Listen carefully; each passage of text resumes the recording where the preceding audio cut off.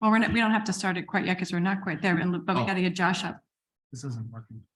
I think we can. We'll start the meeting as soon as we get Josh online. Josh, I see you. Now I see Oh, you Larry. do? Yeah. With your name under him.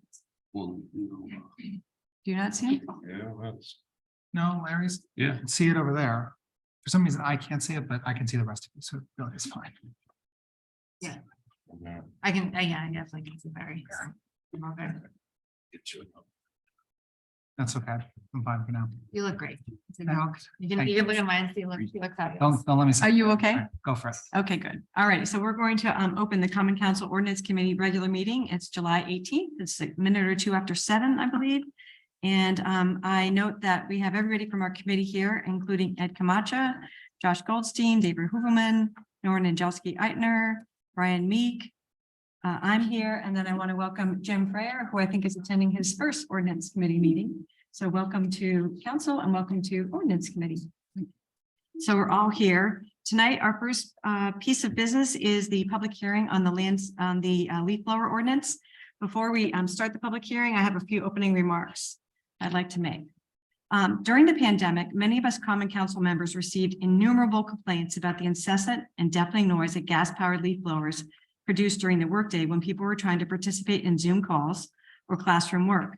Many said that even when they turned their headphones up to 100%, they could not hear their calls when these leaf blowers were not just operating in their own backyards, but just in the adjacent neighborhoods. As these complaints piled up, some members of this committee decided to learn more. We researched what possible hazards gas-powered leaf blowers pose, what plausible alternatives exist to replace these machines, and what steps other state and municipal governments have undertaken to mitigate these concerns. In investigating the hazards that gas leaf blowers pose, we were stunned to learn from physicians and scientists some of the following facts. 15 to 20 minutes of unprotected ear exposure to a gas leaf blower can cause hearing loss.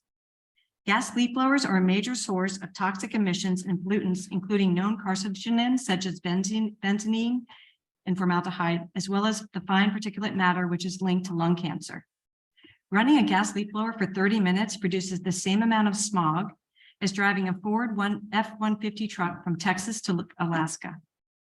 California estimates that gas leaf blowers account for more pollution in its car-loving state than all of the air pollution attributable to those same cars.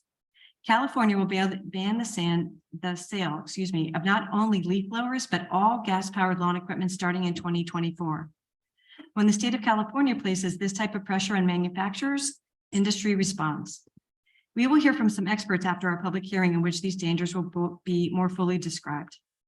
Once we were educated in the risks posed by gas leaf blowers, we turned our attention to researching products and realistic timetables to making the transition to a less noise and air polluting alternative. We met with both local landscapers who have made the transition and those who have not. We met extensively with our DPW and Park and Rec departments to best understand their work needs, as well as to craft a time frame that would be realistic to replace their gas-powered leaf blowers with respect for appropriate budgetary response for our taxpayers. Finally, we met with the mayor's office to determine what programs or grants might be available to help our local landscapers find funds to replace their own equipment.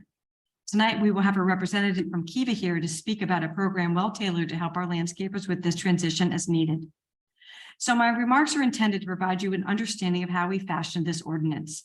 We made compromises between addressing the toxic noise and air pollution concerns caused by these machines with sensitivity to the needs of our municipal government and our local small businesses to transition in a financially responsible way. Interestingly, just last week, Politico had an interview with Ron Jarvis of Home Depot. Mr. Jarvis announced that Home Depot has set the goal that 85% of its sales of lawnmowers, leaf blowers, and trimmers will be powered by electric batteries rather than gas by the year 2028. He recognizes, as we do, the technology has and will continue and the need to improve, but he's confident that manufacturers will meet these goals. Happily, our ordinance timetable meets that of Home Depot. So what does our ordinance require? So that we're all on the same page for this discussion this evening, I'm going to briefly outline the ordinance's main provisions. First, we require that operators of gas-powered leaf blowers wear ear and respiratory protection effective immediately. Second, starting in the year 2027, gas-powered leaf blowers may not be used on parcels of 2 acres or less. Starting in the year 2028, 5 years from now, these leaf blowers may not be used on parcels greater than 2 acres. This rule will apply to the city as well as to other recreational properties. Because leaf blowers have a useful life of 3 to 5 years, our hope is that the city and businesses will be able to layer in their new equipment as these older machines age out. Finally, there's going to be a seasonal restriction of the use of leaf blowers in the summer months on lawns, gardens, parks, and the like from June 1st to October 15th. Generally speaking, the landscapers we've spoken to seem to agree that there's little use for these machines on green landscapes in these months. However, electric leaf blowers can be used at any time under our ordinance on impervious surfaces such as streets, sidewalks, decks, pool decks, patios, and the like. So at this time, what I'd like to do is open up the public hearing. If you haven't signed in, please do sign in. Right by Larry will call you in the order of signups, and you'll have 3 minutes to speak. Thank you. Lisa, just for the record, Common Council Representative Jen McMurray, who's not a party to the Ordinance Committee, has also started with everyone when the meeting started, just for the record. Thank you for pointing that out. Yeah. If anyone who's not attending in person wants to speak in the public hearing portion, please raise your hand. 2 have already done so, but we're going to start, I believe we're going to start with the people that are in person.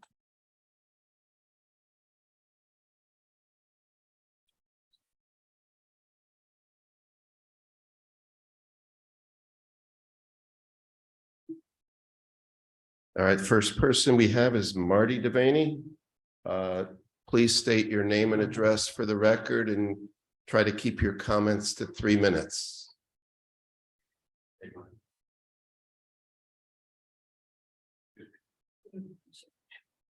What am I putting? Nothing? Okay. Thank you for having us tonight in person. Appreciate it. 2 things I need to talk about are I understand the ordinance. I understand that there's 3 choices. Gas backpacks, electric backpacks that you plug in, or battery backpacks. I understand all that very clearly. Gas backpacks are obviously the better ones for doing the work, may not be best for the environment. I get it. The electric with the plug-in on a condominium, 5 acres, never going to work. So we're talking about the battery operated ones that seem like the best choice. Well, as of July 3rd, 2023, there have been 114 fire investigations with lithium-ion batteries, 74 injuries, 13 deaths in the US alone as of July 3rd. 6 dead in 2022 and 4 dead in 2021. So it's rising rapidly. 4 people were killed on June 20th, 2023 in Chinatown in a lithium-ion battery accident. They were above a bike repair shop that lithium batteries went on fire. Laura Kavanaugh, the FDN commissioner, called lithium-ion batteries incredibly deadly. Stephen Kerber of the Underwriters Laboratories Fire Safety Research Institute claims the more batteries that surround us, the more incidents we will see. So this is the choices we have. The technology is not there yet because, I don't see how I could store this stuff. You need to store it in either above 32 degrees or below 80 degrees, depending on the season. And most of the shops I'm sure these guys have here are not insulated. I don't have air conditioner where I have my equipment. So on a month like we just had, the temperatures are going to go well over 80 degrees in a storage area. This is what people are saying, the experts are saying are going to happen. Fire is going to happen from these things and it's going to explode. Oh, by the way, where my shop is, 70% of my underground storage is above 100+ dog daycare place every day. Okay, so I don't want that on my head that, something like that could go. And we know it in advance. So, I know it's a hard choice, but and I appreciate the dates. I think that's, I think it's fair, but not with this equipment. So that's one thing. The other thing is I didn't get answered at the last meeting. I understand DPW is included, but does that include Oak Hills? Oak Hills Golf Course. Does that include Shore Haven, Silvermine? All across the board, everybody will have to follow this. I'm done. Thank you.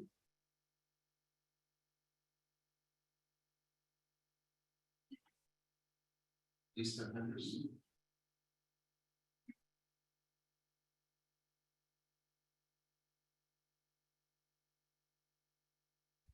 Good evening and thank you.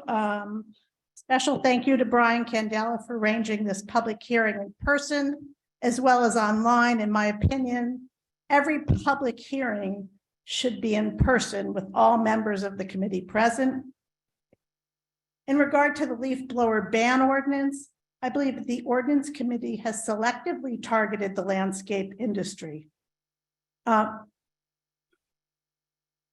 There's no reference to arborist and tree care, the masonry industry, paving companies, irrigation companies, rock crushing companies, builders, excavating companies, pool companies, DPW, Parks and Rec, and every other city department. There's no reference to utility companies who often use blowers. How are you going to stop them? Departments of the state of Connecticut, they use leaf blowers when they're cleaning up after the work. How are you going to stop them? You've selectively focused on the one industry that struggles to make a living wage and has many single owner businesses, many not even registered with the city or paying personal property taxes. Many of these businesses are one-man operations with a diesel truck, lawn mowers and a blower in the back of the truck, no business name or logo on the truck. How are you going to enforce that? There's nothing in the ordinance that says who's going to enforce this. I believe I had gotten an email from Nora and it said, you've taken it away from the police department. I don't know, to the blight. We have one blight officer in this city who works about 20 hours, who cannot keep up with what we have. So there's no teeth in this ordinance. This is ridiculous at this point. Many of the businesses are minority businesses, especially Hispanic businesses, who are just trying to get by with a week's worth of, customers where they can barely make enough money to pay the bills.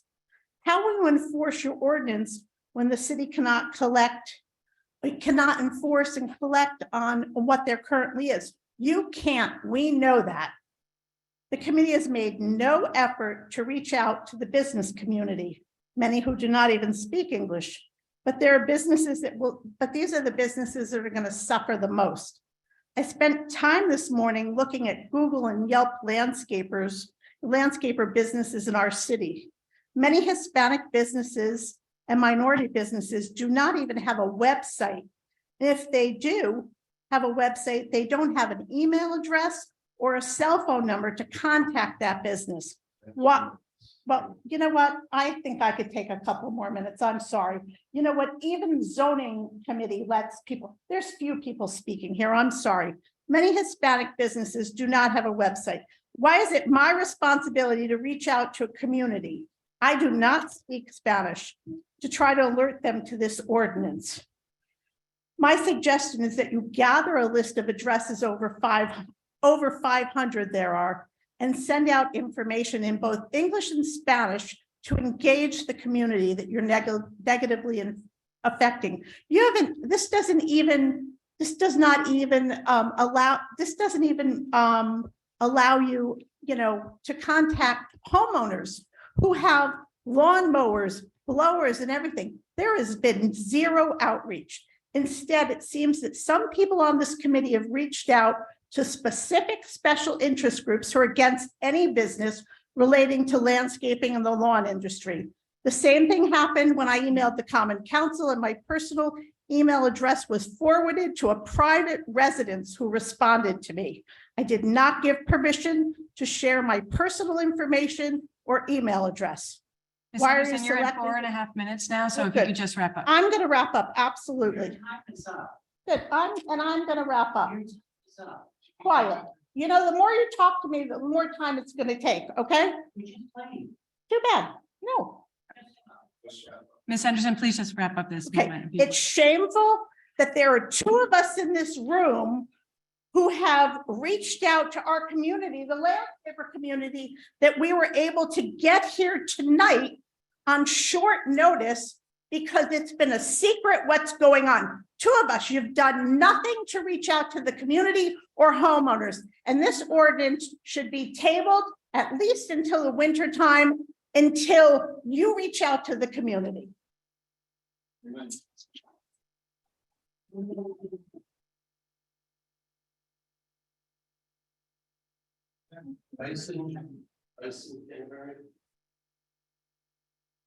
want the rest of my.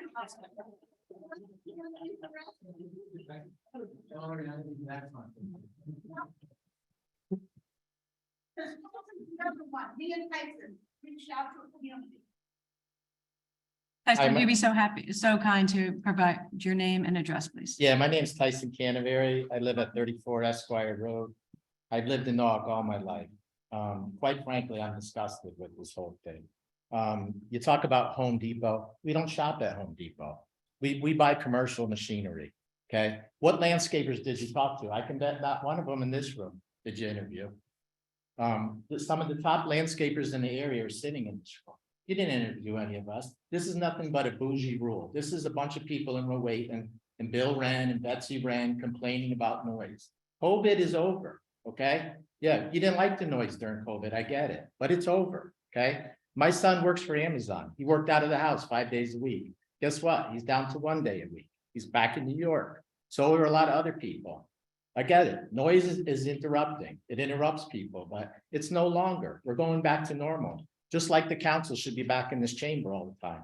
The mayor should be sitting in here all the time. I'm tired of looking at this screen all the time when I look at a Zoom meeting. It's ridiculous. I'm tired of people sitting here behind the desk. I looked at all your resumes, okay? Not one of them says you were a landscaper. How can you guys justify telling us how to make a living? I mean, that's wrong, okay? I make a living by doing landscaping. I put 2 kids through college. I have 1 in college and 1 about to go. And for you to tell me, go out and buy electric equipment, battery operated equipment, it's garbage. It does not work, okay? I rent a space. Brian DeMato, who's sitting here, rents it with me in a building. Our landlord said, you're not putting that stuff in my building. You're not going to burn down my structure. So what am I to do now? Basically, I'm not going to buy it. So pass the rule, do what you want. We're not going to adhere to it. That's the bottom line. So I even talked to police. Police are not going to enforce it. Westport doesn't enforce it. It's just a feel-good rule. So if that's what makes you feel good, go ahead and pass it. But we're not going to follow it because this is the way we feed our house. Okay, this is the way we take care of our children. This is the way our customers like us to take care of their property. We don't recklessly run around and blow and make noise like some of the same 5 or 6 callers. Every time you have a meeting, they call in. We run around in the evening. We run around in the morning. No, I don't pay workers to do that. We cut a lawn, we blow off the sidewalk, we blow the driveway, and we leave. We're responsible. I donate to this community. I give to charities. I cut the firehouses for free to give back. Okay, I run a good company. I don't come here recklessly and run around with blowers. All right. My workers don't want to wear masks. I could give them to them. They won't wear them. So to mandate I wear them is ridiculous. Okay. I watched Grasso Construction pave a road the other day. Dust everywhere, noise everywhere. Who regulates them? Nobody. But they're working for the city, so that's okay.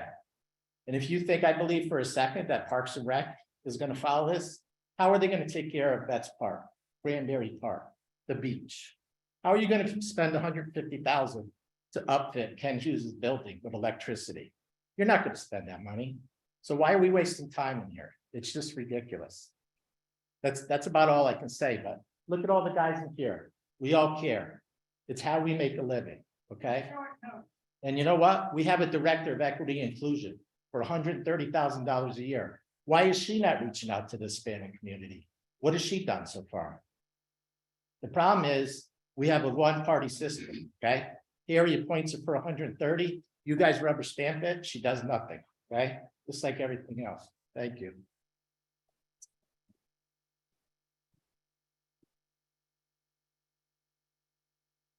Kevin Polinkus, and then Chip Kramer. Yeah.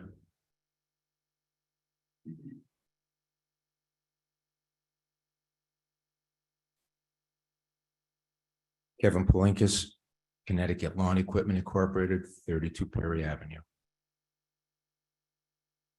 I have the longest running lawn equipment business in the city of Norwalk today. this group who's ever come up with this idea that the gas engines have to go and be replaced by this battery stuff are not in touch with the real world. Gasoline is not the most efficient way. However, it's the best way we have now. It's not going to be changed overnight. You're signaling out the landscapers. And I only have about 20% of my business is dealing with commercial landscape. That means the other 80% are homeowners, who the majority of them have no idea this is taking place. You're trying to railroad all of these gentlemen behind me and the young lady into gigantic financial hardship, either going out of business. I don't know where they're going to come up with the money to buy these overly expensive, supposedly great ideas, equipment. This really should be put to some kind of referendum for all the people who pay taxes in the city of Norwalk, not just a small group, kind of hush hush kind of a thing. I can tell you from my experience, I'm not selling battery operated equipment in my shop. There's no safe way to store them. Temperature sensitive equipment, temperature sensitive batteries. I'm not putting anyone's life at risk selling a battery operated piece of equipment if they don't follow the directions, which are still not 100% clear in all the languages that we all speak in all these different households.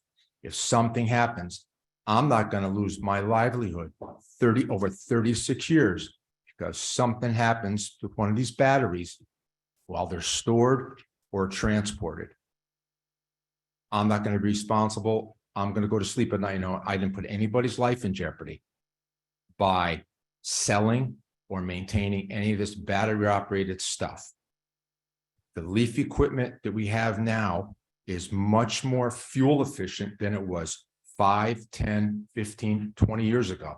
The manufacturers have federal government regulated mandates that the equipment has to pass a certain level of emissions and decibels, not some make-believe number that some company might put out. Federal regulations trying to make everybody adhere to safety equipment and all of that kind of stuff, whether it's eyes, ears. That sounds like a great idea. I don't understand how that's going to get policed. And I guess the police aren't going to be the one who's going to do it. So I guess what's going to end up happening here, this is going to end up being in court. This is not going to be like a small group of people are going to pass it. And all of a sudden, we're all going to abide by it. So we're at 3.5 minutes. Can you wrap up your comments, please? I'm all wrapped up for tonight. Thank you.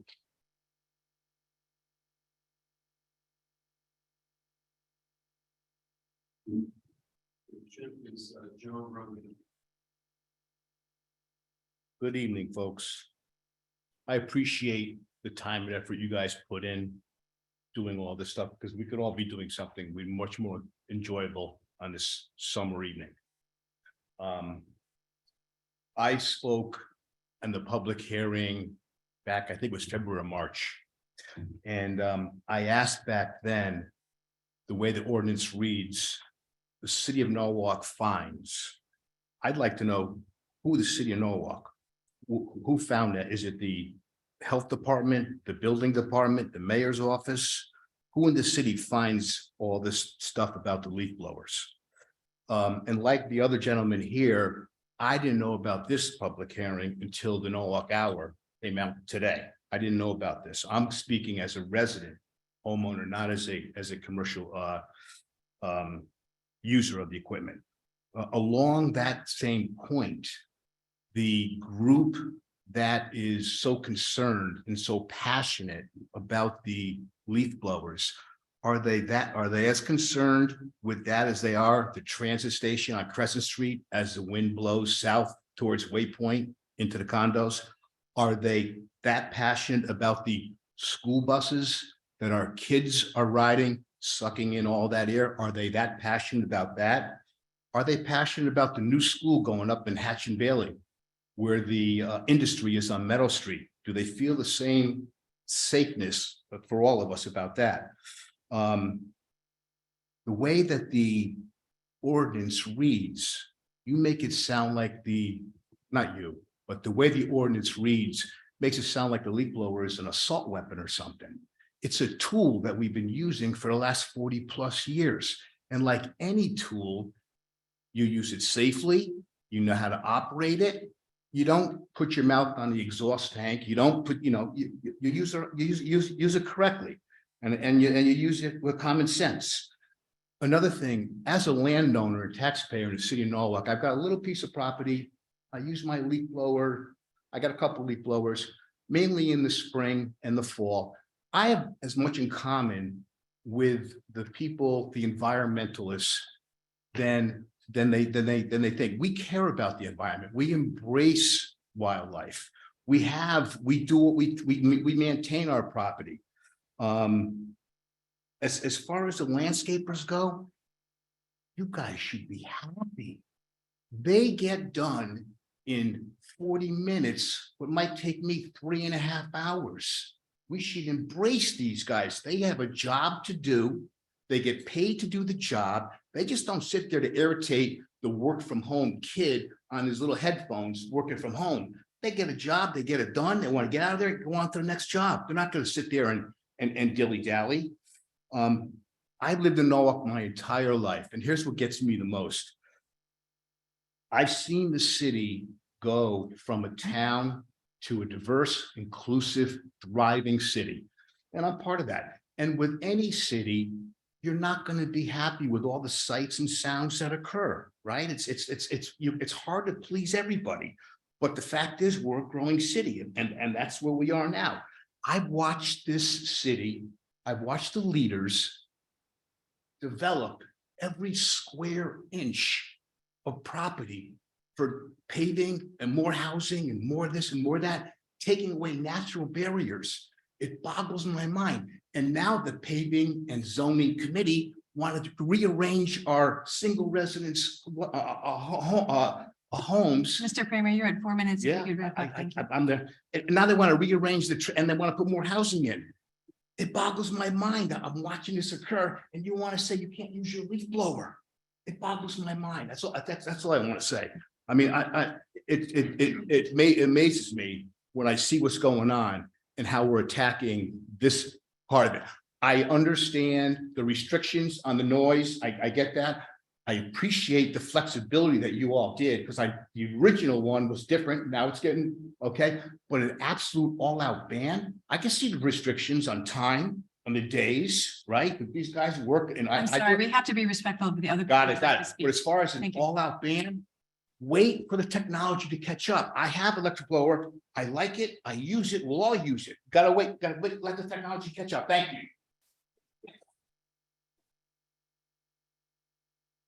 You've been really indulgent, and we want everybody to be heard, but it's really disrespectful to the other people who are waiting to speak 4 and 5 minutes when the time limit is 3. So I'm just gonna go like this when you get to 3 minutes. So if people could be a little bit respectful. We've got people online, and there's been people who sent emails in.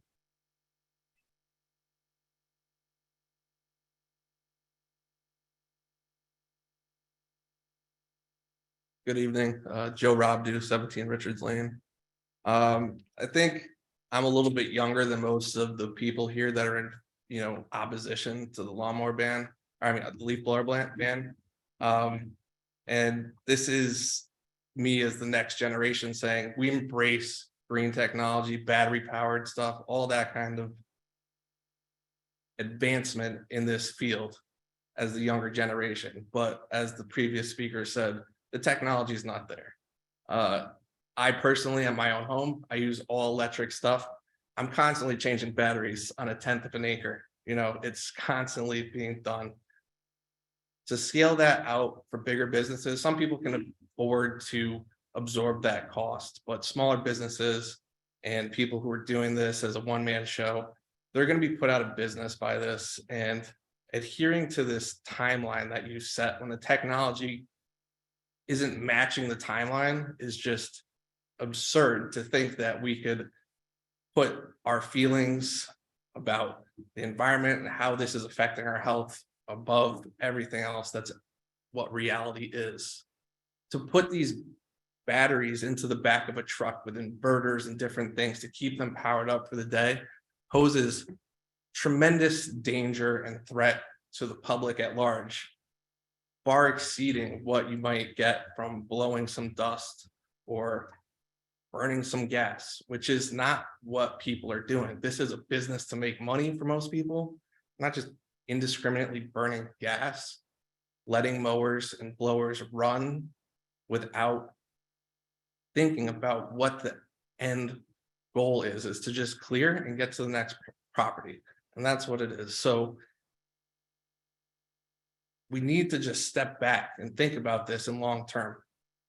When will the technology catch up? We don't know. You don't know. Nobody sitting up there does. Have you used these things on a commercial scale? Probably not. Definitely not. So that's really all I have to say. Thank you.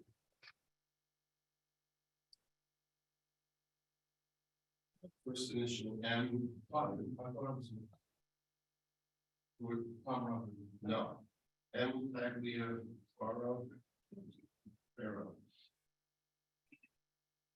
Thank you. Martin Tagliaferro, Lookout Road, Norwalk. My biggest question is the enforcement of this. How is this going to be enforced? Is the first time a fine? Is the second time confiscating the equipment? Is the third time putting people in jail? Is there going to be a call-in number so that our neighbors can call up to tell which other neighbor is using this thing? I'm just concerned about government power being abused. I've always been concerned about government power being abused, whether it was the mask mandates or whatever. There's no way to enforce this. And what good is virtue signaling to do this? If that's what this is about, great, fine, do it. Virtue signal. But if you've got to enforce this, a neighbor is going to call on another neighbor. You're going to have to find people. And what? Put them in jail eventually? Send them to a camp for concentration lessons? Folks, that's where this is going. That's what government power is all about. Please don't use it. Please don't misuse it this way. Thank you.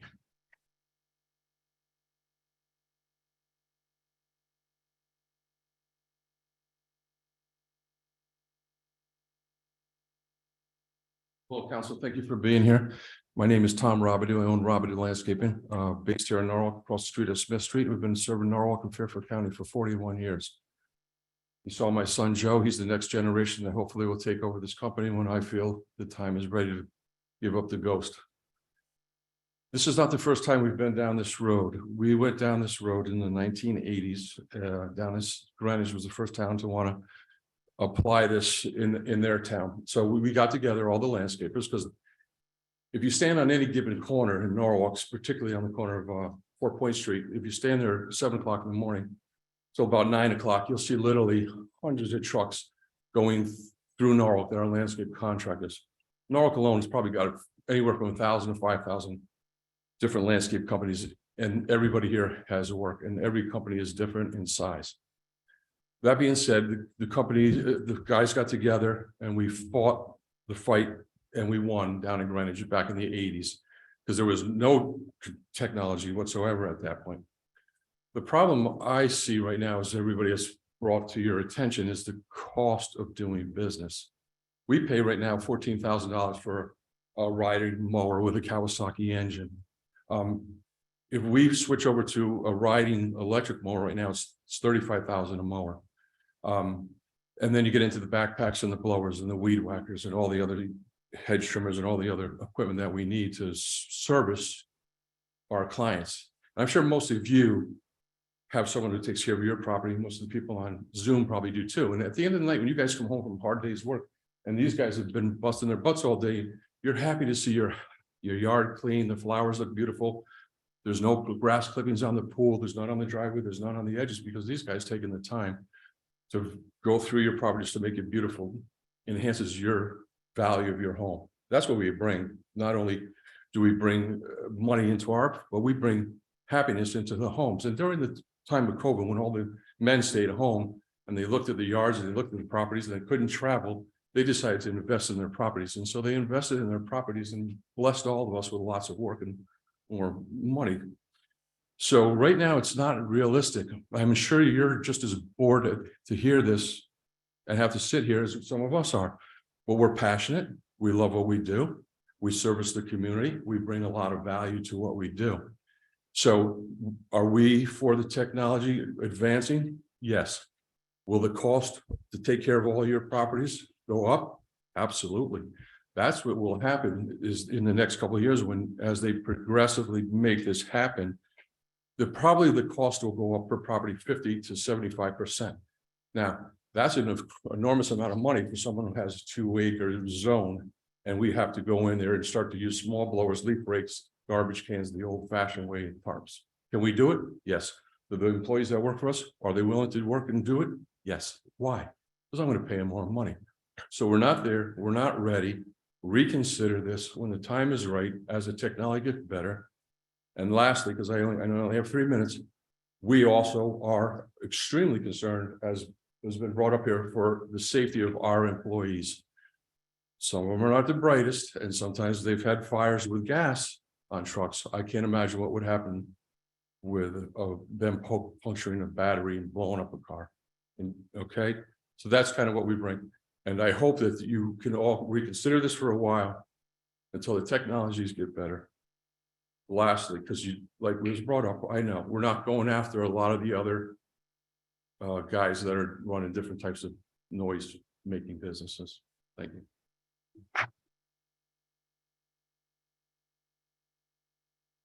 Nicole, please unmute, state your name and address for the record and try to keep it under 3 minutes. Thank you. You're welcome. Hi, my name is Nicole Rivard. I'm speaking on behalf of Friends of Animals. We're an international animal advocacy group. Our 3,000 Connecticut members and our president, Priscilla Farrell, and she lives in Norwalk. You couldn't not think about the climate crisis in early June as a haze and odor of burning wood from wildfires in Canada blanketed our state. And hearing that smoke was elevating fine particle pollution that could impact our heart and cause breathing problems was alarming.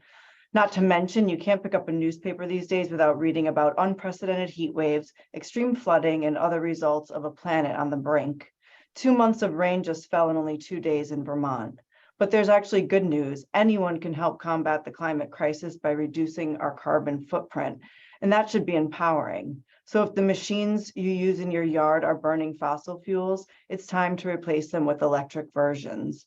That's why Friends of Animals supports the Norwalk Common Council Ordinance Committee passing a ban on gas-powered leaf blowers, but to make it effective sooner than later. We don't have time for a 5-year phase out as proposed. It's outrageous to let an angry mob of commercial landscapers decide whether our communities must breathe in polluted air. This is about doing the least amount of harm possible and getting off a path of destruction. More than 100 cities and towns across the US have already put a gas-powered leaf blower ban in place. One study showed that hydrocarbon emissions from a half hour of yard work with the 2-stroke leaf blower is about the same as a 3,900-mile drive from Texas to Alaska in a Ford pickup truck. Just let that sink in.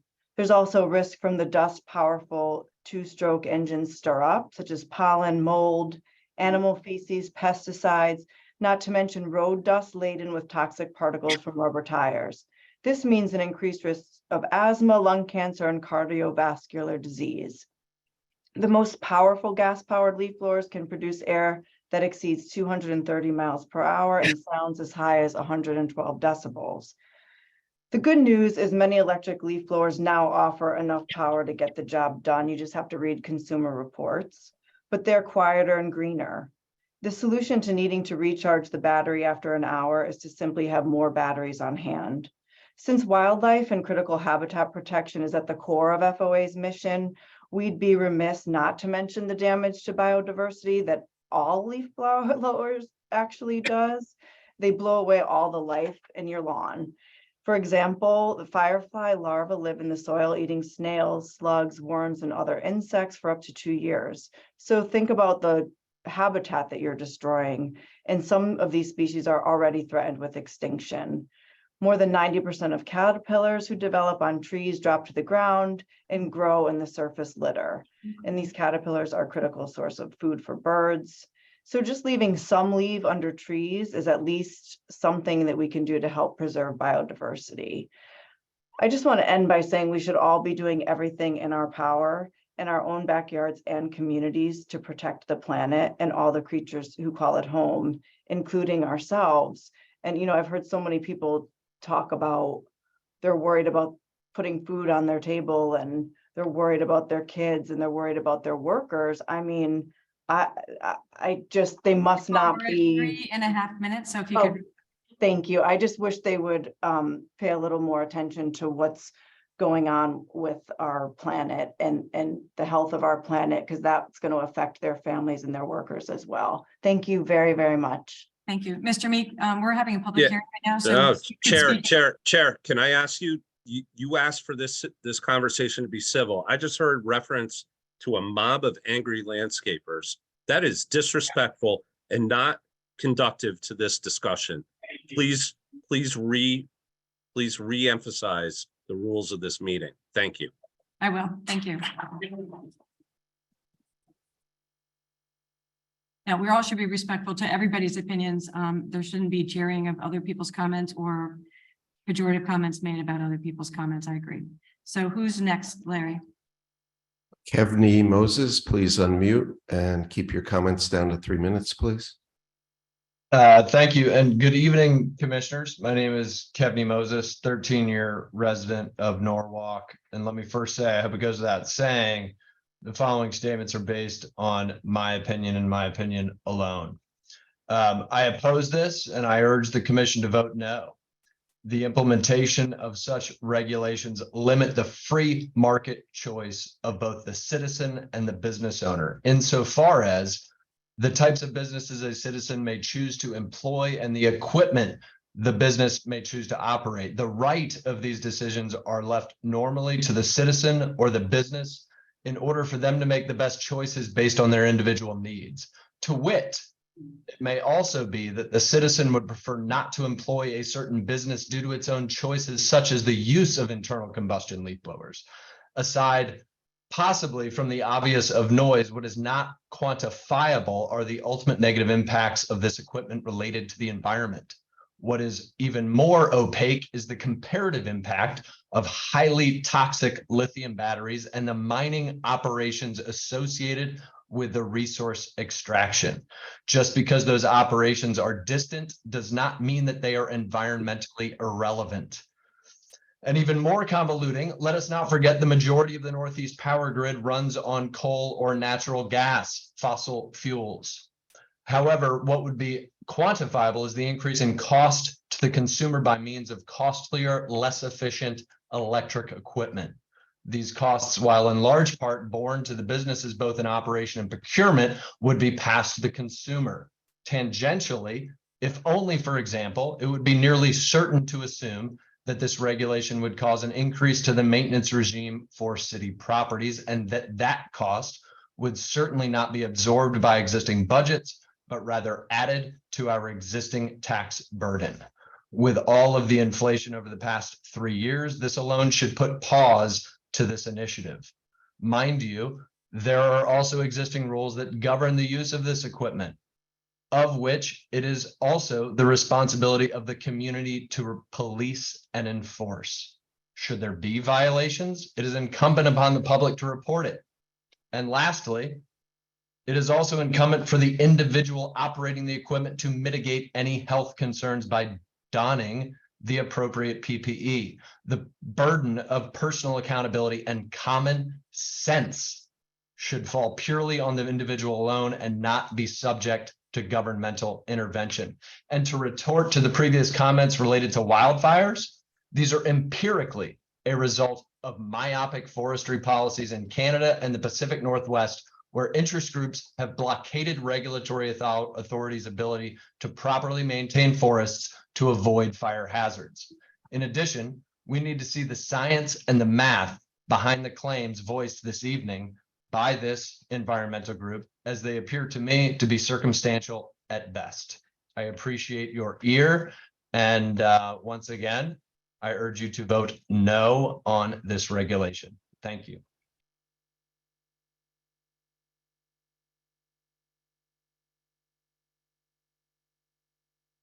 Louise Washer, please unmute. Hi, I'm Louise Washer. I live at 280 Silvermine Avenue. I'm speaking today on behalf of the Norwalk River Watershed Association and its over 2,500 members and participants to urge the committee to vote in favor of the common sense forward-looking ordinance to restrict the use of these super polluting gas leaf blowers. I've testified before this committee previously about how leaf blowers destroy lightning bug, firefly habitat, butterfly, bee habitat, degrade soil health, result in increased use of outdoor watering, and create sound pollution harmful to both wildlife and people. Tonight, I want to just talk about how they contribute to climate change. We're living through the hottest month ever on record and watching ozone alerts in our area almost daily. We know that dirty, inefficient gas leaf blower engines directly contribute to these problems. This is not a silly idea that out-of-touch people came up with. It's not something to show virtue. This is reality. We have to stop polluting and contributing carbon to the atmosphere. We all pay when we breathe dirty air and deal with the costs of climate change. We in Norwalk know what it costs to deal with heat and floods. Those costs fall to all of us. We are all paying now, and that is not fair. It's our position at the NRWA that a few stray leaves and grass blades are a good trade-off for cleaner air and a return of fireflies on summer evenings like tonight. We all need to evolve. The fact that Home Depot has recognized it's time to change is important, and it shows this change is inevitable. The company has reported that gas-powered outdoor lawn equipment is the biggest contributor to the company's carbon footprint. That is why it has pledged to have more than 85% of its sales of lawn equipment be electric by 2028. Home Depot estimates this will reduce greenhouse gas emissions by more than 2 million metric tons a year. And policymakers around the country are ahead of corporations on this. Our neighbors in Westport have taken important action on gas leaf blowers, along with 200 other communities.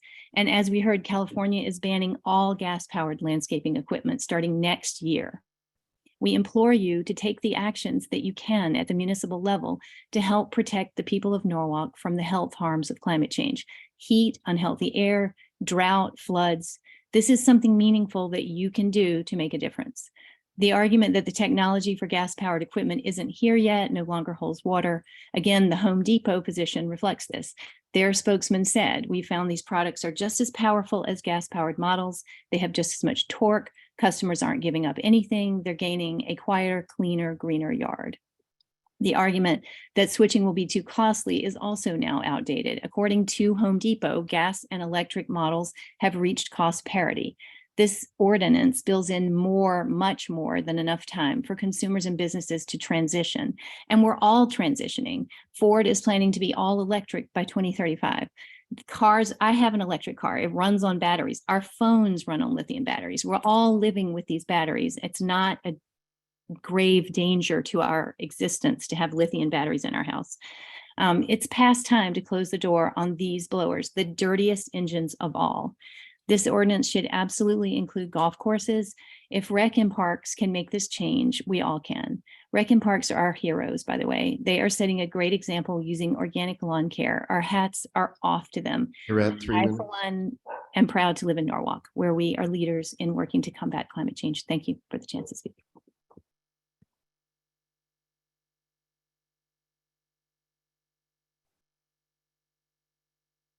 Catherine, you're next.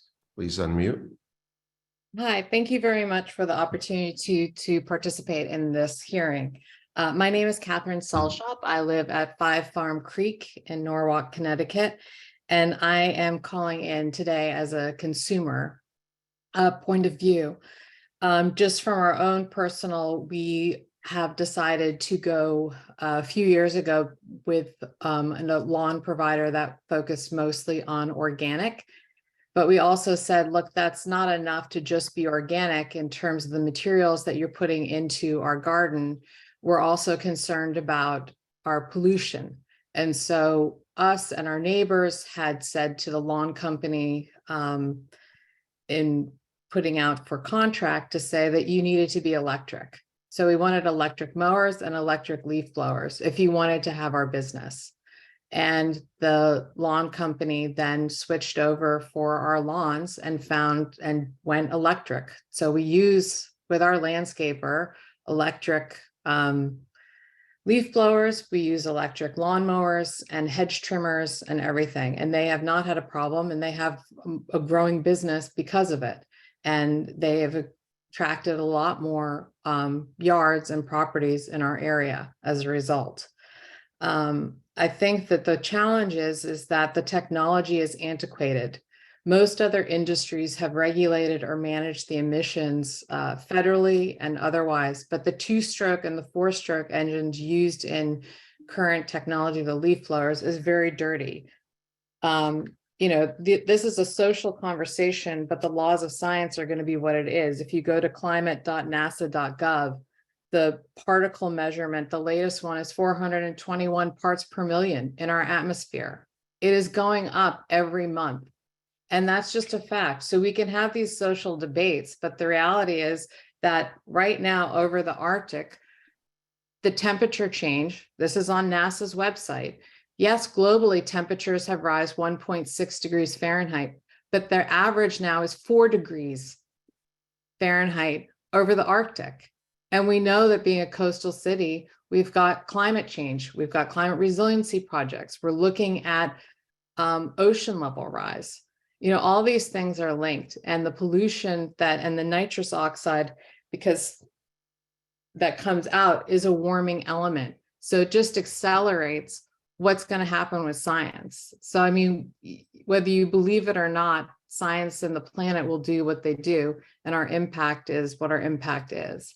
So it's a question of whether we want to act and do something of what we know from science to mitigate it, or we don't. But, you know, we need to clean up the usage and proliferation of these 2-stroke, 4-stroke engines. And to say that, you know, lithium is more volatile, there's a lot of differences. I would recommend, I'm not an expert, but we have EV cars, to look at the different cell structures, because they're not all the same in terms of the batteries. Fuel's also a volatile substance. And with EV trucks, the last thing I'll say is that you can plug in and recharge the batteries. So it makes it very easy and viable. You're at 3.5 minutes. You don't Please have wrap the it up. maintenance. So anyways, sorry. Thank you very much for the opportunity to speak. AJ Casuno.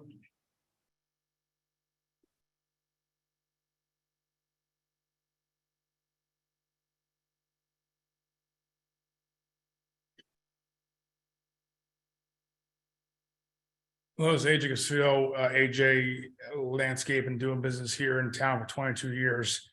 The electric stuff is not efficient enough, and I don't think they make an electric blower that is big enough to do stuff that you actually should do. Westport banned did backpacks only blowers. You are banning all blowers. So how am I gonna do a 2-acre lot with little handheld blowers or all the stuff to do it in time? It's just not gonna happen. And the seasons, as whoever's on there, is changed around. We start in March now, and we run to December 30th. 20 years ago, we started April 15th to November 30th if we didn't get done because of all the stuff. So your line is a little off. So that could be, I guess you guys should do what you gotta do with that, if it goes through. Also, fires. I'm not gonna put my guys at risk. I don't have a big shop, okay? I'm not gonna lie to you. I'm a small guy. These guys are huge. I'm not that big. I have a box truck.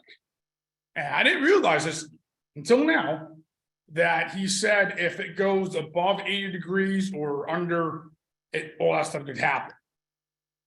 I am not buying. any electric stuff and putting it in my box truck or my bin. That's all I have. That's all I own. I don't have a shop. I can't, well, that's a whole story. But so to force our hand to buy this and buy that, to do a job, now I have to hire more help. We all know we can't find help. It's a national thing.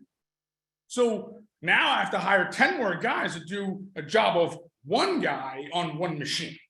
So now it's going to cost us that much more money or that much more in time. And now if we're on our time restriction, now you're just narrowing that gap down even more. And that's so hard for us to operate in that timeline. And also fires again.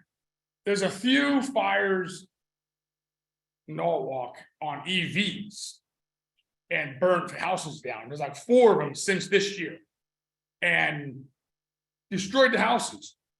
The fire departments are not equipped to put out EV fires. It takes 5,000 gallons of water, being that we're in a drought or you can't have all supplies. It's going to take us that much more time and that much more time to do it all. So think about that too. If everyone's EV, you need to have all the foam stuff that the airports have, which we do not have. Maybe one truck Norwalk has is a Fairfield hazmat big rig, but that's the whole time. So just think about that. Thank you.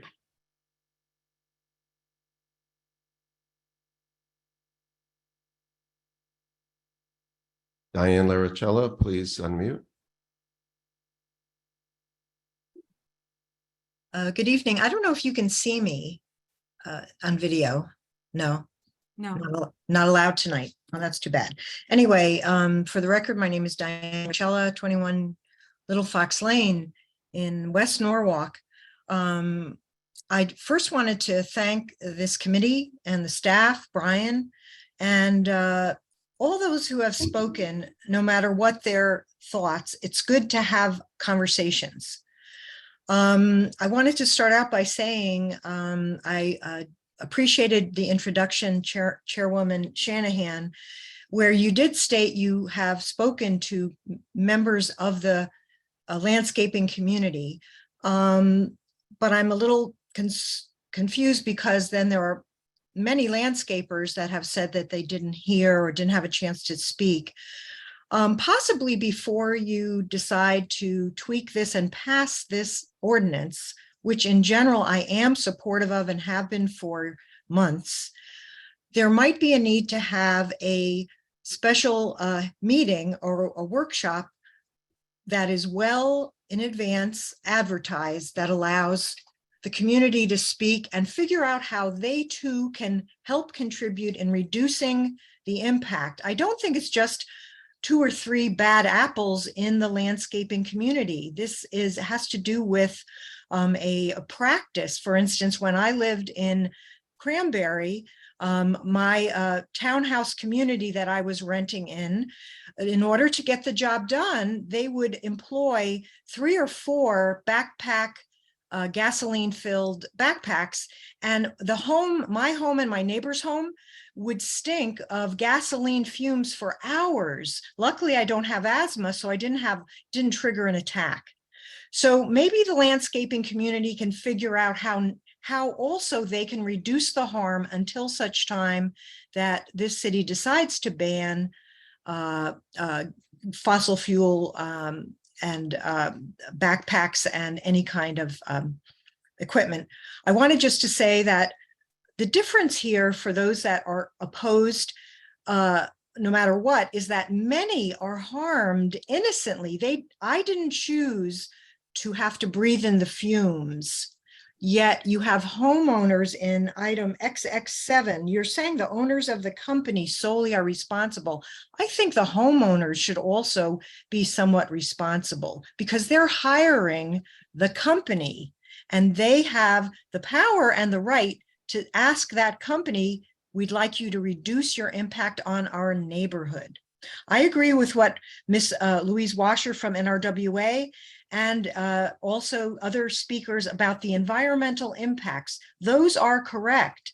And I wanted to say those that think that lithium batteries and where they're extracted is the only issue here, you have to also admit gasoline extraction has even more harm, much more harm. And quite frankly, lithium batteries that are illegal are the ones that are catching on fire. If they are UI approved, so maybe before you pass this, please ask the fire marshal to come speak with you about the truth about lithium batteries that are proper. And we want to help the landscape division, the landscape You're companies. at 3 minutes. I will wrap up. To transition, I do think they do need and deserve help with this financially and also education wise. I wanted to ask that in XX3, please reduce the amount of time. Why should people have to wait 5 years? I ask that you reduce it by 1 year for both categories. And you also change in XX5B, blowing on pavement and hard impervious surfaces is a problem as well. I do think that we should try to keep that down as even, I think that's even more important than using blowers on grass, quite frankly. So I'd like you to go back to the drawing board. You have 4 minutes. Thank you. And Yeah, we have to have you wrap up, please. Okay, and thank you very much for the work that you're doing.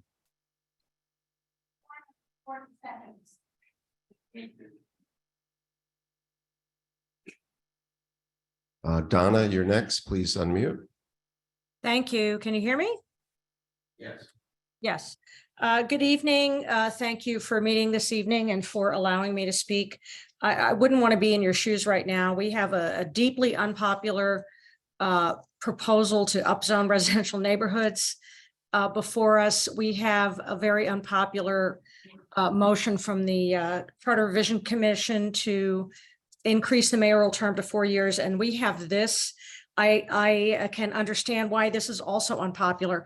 First of all, I'm very surprised that people are continuing to cite the Edmunds study. Edmunds is in the business of helping car makers sell cars. So I think it probably helped sell a lot of Ford F-150s in 2011 to promote the idea that they didn't pollute as much as a two-stroke gas-powered leaf blower. However, that was 12 years ago. The technology has changed quite a bit since then. Also, that study did not measure CO2 emissions. People have mentioned California. I hope that Connecticut is not looking to California as an example of how to run a state, because people are fleeing California. They are fleeing. I always find it interesting to hear from the anti-human lobby about how important it is to preserve the fireflies, but apparently we're not all that concerned about helping people stay in business. The margins are not high in landscaping. And as many speakers articulated much better than I am able to now, many of these businesses are single owner operated. Many of them are non-English speaking. So I would hate to be depriving these people of a business and being too hasty. And I'm not going to argue that gas leaf blowers are clean and quiet. They're not. But as one speaker noted, that she chose a company based on the fact that they used electric leaf blowers. We are a market-driven economy. We do not need an ordinance committee inventing new regulations that cannot be enforced, telling us how we should be living our lives. We should be able to choose what businesses we want to use or choose our own equipment. We should let the market dictate how this shakes out. And I am confident that over time, the marketplace will change, the equipment will change. Maybe the EPA will get a little over involved, but I'm really concerned, especially when we look at climate change. We keep going back to climate change. Look at the development that has happened in this city over the past 12 years. Look at the amount of the increase in impermeable surfaces. You think that's not contributing to climate change?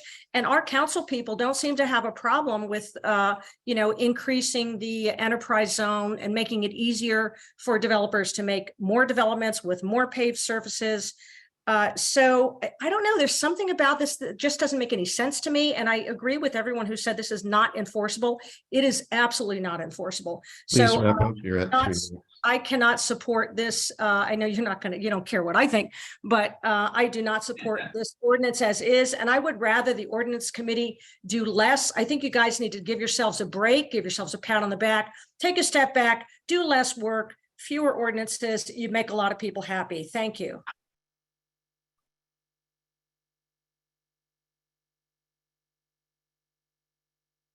Ann Maganin, please unmute. Hello, thank you. My comments are going to be very short. My name is Ann Magnan, and I've been a resident of Norwalk for over 30 years. I'm also a founding member of Skip the Plastic Norwalk.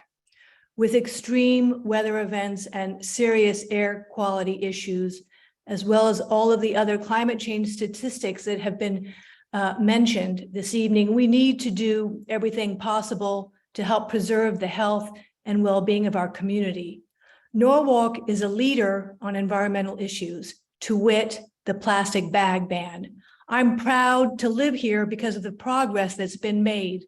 Let's keep going. If we wait to take meaningful action, where does that leave us? As the saying goes, there is no planet B. Thank you.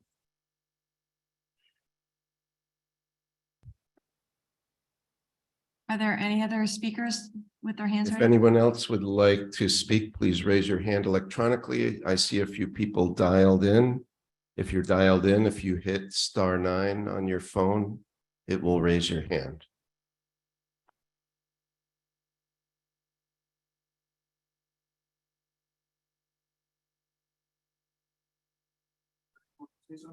Next, we have Margot. Please unmute. Hi, actually, it's going to be my husband, David, who's going to speak. David Eprecht from Highland Avenue. Hi, I just walked in, so I don't know if this has been mentioned up to now, but I think, the blowing, if that's what we're talking about tonight, has gotten out of hand. Everybody spends too much time with the blowers, making too much noise, polluting the air with both the noise and the fumes. It's not really fair, especially on the weekends when, the landscapers come so early in the morning or even in the afternoon. I'm definitely for limiting or eliminating the blowing of yards at certain times. And I think, it's something that we need to do. I think everybody's had enough. That's all. Thank you. And I just like to add, and this is Margot, that I really feel that the part of the ordinance that asks for safety for the workers who are operating these is very important. And, the consequences of the health dangers that they're being subjected to are ones that we will all feel down the road. And because landscapers are only paying them their wages today, they're not actually paying for the full damage that they're doing to these workers who are being subjected to sounds that could affect their hearing and also fumes that affect their daily life as well as potentially their long-term health. Thank you. One more thing, or no? Okay.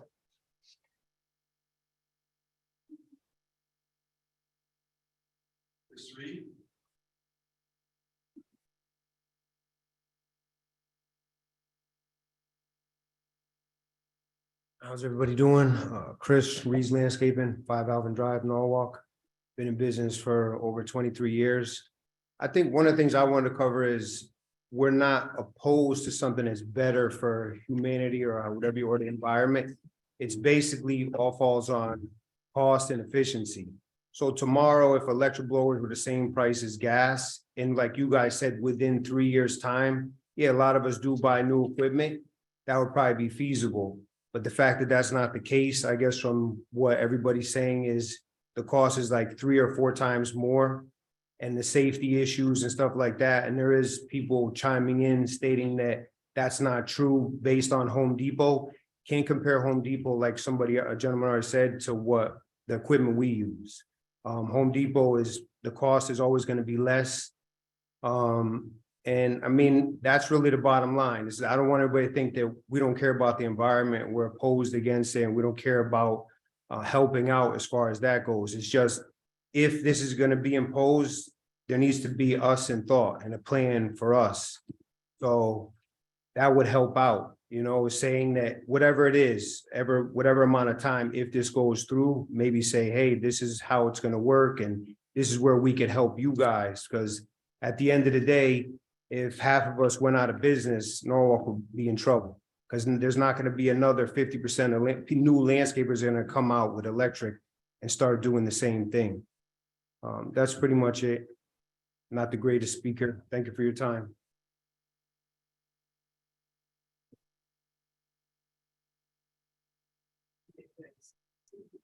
Is that it, Larry?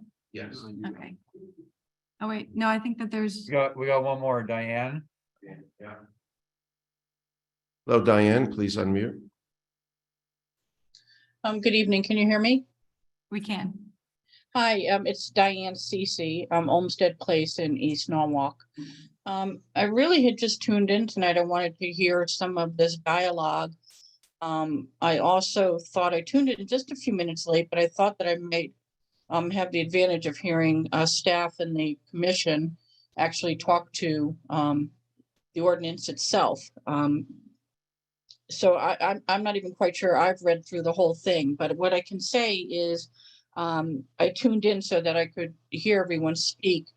And I think that just personally, I've heard enough on both sides of this debate to suggest that even though the committee isn't suggesting anything actually take full effect until I think it's 2027 and 28, small properties and large properties respectively, that I think after what I've heard tonight, I would suggest to you that this is not quite baked and ready yet. There's been enough questions raised on both sides and certainly concerns from our businesses that this may need to go back to the drawing board a little bit and reconsider it and maybe do some more public outreach and working with the actual business owners.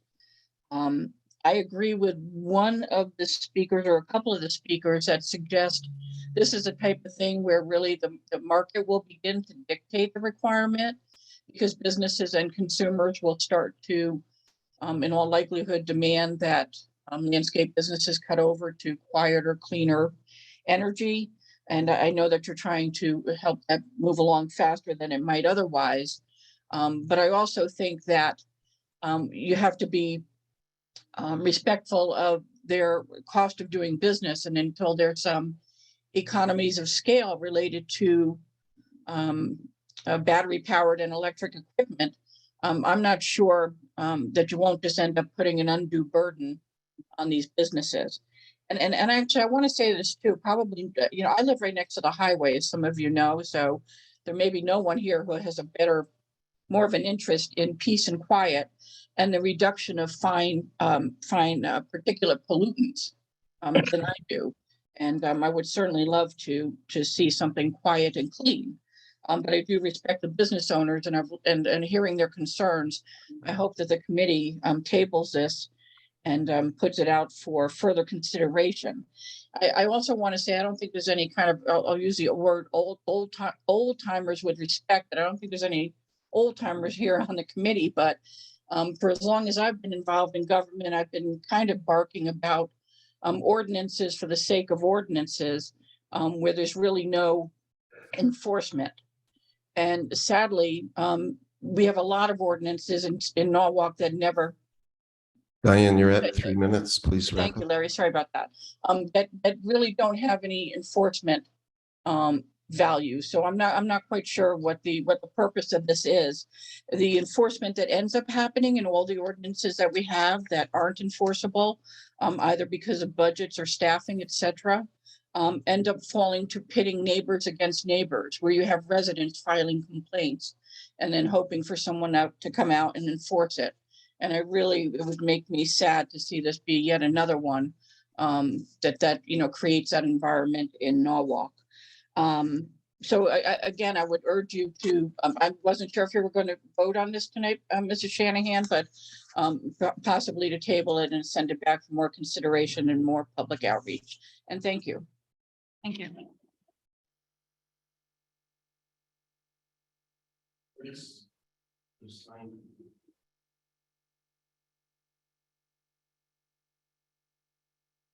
Hi, my name is Chris Harvey Smith and I run Create Escape Garden and Maintenance. And I really don't want to be here. I really don't want to be speaking right now, but I feel I have to. I love the environment. I love our country. I love our, our planet. I predate backpacks. A weed whacker for me was this. A hedge trimmer for me was this. I used to take the rotary and pull it backwards to blow the driveways off. I have no problem with it, but we're a totally different society now than it was, 40 years ago. It's totally different. People don't want to work. Where are the kids that are cutting their parents' lawns? Why aren't we doing that? There's such a demand now for landscaping services, and we do everything we can to keep our costs down. And, a lot of people talked about the fireflies and the dust and everything like that. I have a name for the backpack. I call it the lazy man's machine. For some reason, I think like when the guys put it on, it's like a jetpack. They're going to fly or something with it. They love it. And I tell them, put it back. Don't have to have the idle up so high. There's other things, but it's very hard because I can't teach my guys anymore. I can't, it's a different world. I can't try to coach because they take it as a personal attack. It's very hard. Anyway, are you voting on this tonight? Because really, I lost my zone recently with the zoning changes in Norwalk. And if my building does burn down because of the batteries, I can't rebuild it. So I'm out. I'm behind Hatch and Bailey. I know I'm a little bit all over the place. The fireflies and stuff like that. We're not banning blowers. We're just banning the gas powered blowers. I understand, but the technology really isn't there. And what are we going to do when there's a hurricane and the power goes out for 2 weeks? And how are we going to charge our chainsaws and our backpacks and stuff like that? When I lost my zone, there was a little tiny ad in the classified section, like 2 days before the hearing.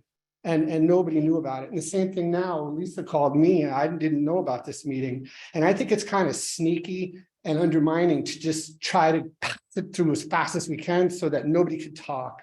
And where are the experts? We didn't even have time to get experts, I just think it's really unfair because it's not, it's about one party trying to, I understand it. It's for the better for humanity or whatever like that. But it's still the way we go about it. I thought, more choices and we're America, land of the free, and we can, have, choice, whatever. And I, finding out about this a couple hours ago and then coming here and it's like, there's a lot of emotion. This is my job, but I don't know. I just think you should table it for a little while and let more people have a word in it. Thanks.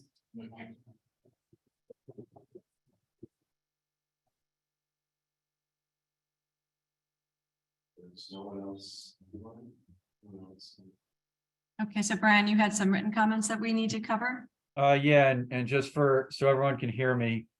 The public comments that were made at the June meeting is attached to the minutes on the website, and it's also attached to this agenda. If anyone can't access either the agenda or the minutes, they can reach out to me at the law department, and I'm more than happy to send them a link, not only to the main page for agendas or minutes, but also to the specific link or minutes that you're looking for.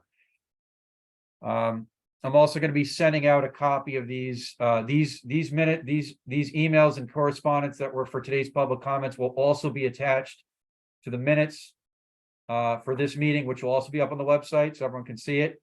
And again, if you can't find it, just reach out to me. This one's from Nick Cantor, writing on behalf of himself and not as planning and zoning commissioner. Brian, I'm writing in support of the leaf blower ordinance. I was surprised to learn that using a commercial gas leaf blower for an hour produces emissions equal to driving from Denver to Los Angeles. And then he cites to a USA Today article. In 2018, the US EPA national emissions from lawn and garden equipment went into these effects in detail, including commercial gas landscape maintenance equipment is a source of high levels of localized emissions that include hazardous air pollutants criteria, pollutants and carbon dioxide, and then cites to another website.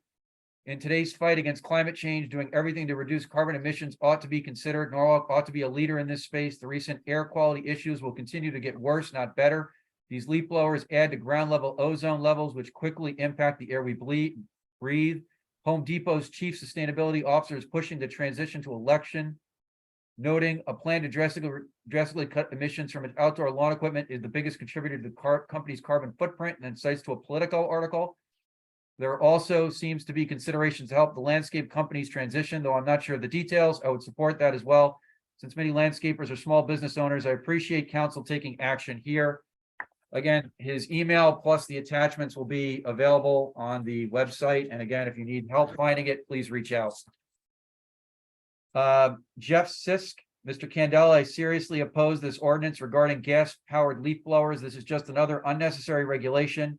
Not only should which type of blower being used be left up to the individual or company, but it is really all about eliminating something that operates on fossil fuel. If anything, I feel the public needs to be better informed of this meeting and possible change. The fact that I live in a condo complex, I seriously doubt that the landscaping company has been notified of this meeting and its potential impact on my common charges once enacted.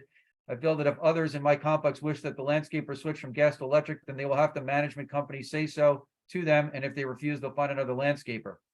There's no need for a citywide ordinance. Personally, I wish those things were never invented, but the real fact of the matter here is about government overreach. We the citizens decide for ourselves. I'm sure the city government can find much more important things to tackle than leaf blowers. If they really want to go through banning them all, if they really want to go through with banning them, then ban all of them with no exceptions and put a proposal on the ballot in November. Peggy Lynn, I'm afraid I only learned about this meeting this afternoon. I don't think I'll be able to participate tonight. I've taken more videos than you can imagine of the workers in our neighborhood carrying packs on their back, walking up and down the street, literally just blowing leaves around. It's noisy, obnoxious, and I'm so concerned about what this is doing to our environment. I do not blame these men. This is their job, and this is what they're paid to do. However, the price of perfection is not worth the cost to our environment and the assault on our senses. My fear is that all those who have financial resources to have their yards taken care of will vote against stopping the leaf blowers. My husband and I do all the work on our own yard, and we find it very demoralizing that people's expectations of a perfectly manicured yard is outweighing everything else. Joe and Sable Rosich. Dear Mr. Candela, my wife and I are in favor of restricting the use of gas-powered leaf blowers to 2 months in the spring and 2 months in the fall. That's actually more than enough time to clean yards. The commercial companies have been exploiting our neighborhoods and causing too much noise by overusing blowers so they can hit more lawns per day. Norwalk needs to start doing their own lawns and make the lazy kids help them. Norwalkers, excuse me. Bob Welsh, please read my comments in support of the attached leaf blower ordinance into the record. Gas-powered leaf blowers and the noise and pollution they emit have been a blight on our community for far too long. This is especially so for Norwalkers who have multiple neighbors and therefore hear a racket most days of the week. I support limiting blowers use to key months as well as transitioning to electric as soon as possible. Please pass this ordinance. Andrea Light, dear sir, I'm writing to express my support for an ordinance banning gas-powered leaf blowers in the city. They're insufferably noisy and disruptive to my quality of life. In addition, the machines contribute to air pollution, which is damaging to all of us. Thank you. William Wren, dear Mr. Candela, members of the council, my wife and I have endured years of unacceptable noise and pollution produced by gas-powered leaf blowers. While the roar and stench were once something we endured only in the spring and fall, leaf blowers are now a year-round nuisance. Please watch this video for a taste of the horror and show many Norwalk residents have to put up with even on summer weekends. We greatly appreciate the council addressing this issue regarding the proposed ordinance. We strongly believe that the timetable for the ban on summer blowing should be September 23 rather than 24. We also believe that the total ban on gas-powered blowers should become law in 2025 rather than 2027 and 2028. The electrically powered leaf blowers are also already powerful enough for professional lawn care and provide cleaner, quieter, and safer alternatives to using gas-powered devices. We also believe that the ban should not exclude blowing impervious surfaces as described in section 5B. Blowing a driveway or sidewalk produces the same noxious noise and pollution as blowing a lawn, so should also be prohibited. thank you for your consideration. And then he asked me to play this video, which I will try. I don't know that it's going to work.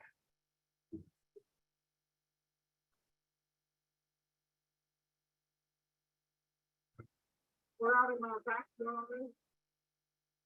It's now not even 9:30 on a Sunday morning in June, glorious day. And it's been going on for, it's at least 10 after 9. It's now, yeah, so like 20 minutes. And No landscaper here works on Sunday, I'll say that. it's ruined our breakfast. It's ruining our peaceful enjoyment of our yard. And so what? What? Oh, down the driveway again. Ryan. Can't hear it. Yeah, this is mostly unaudible and out of protocol.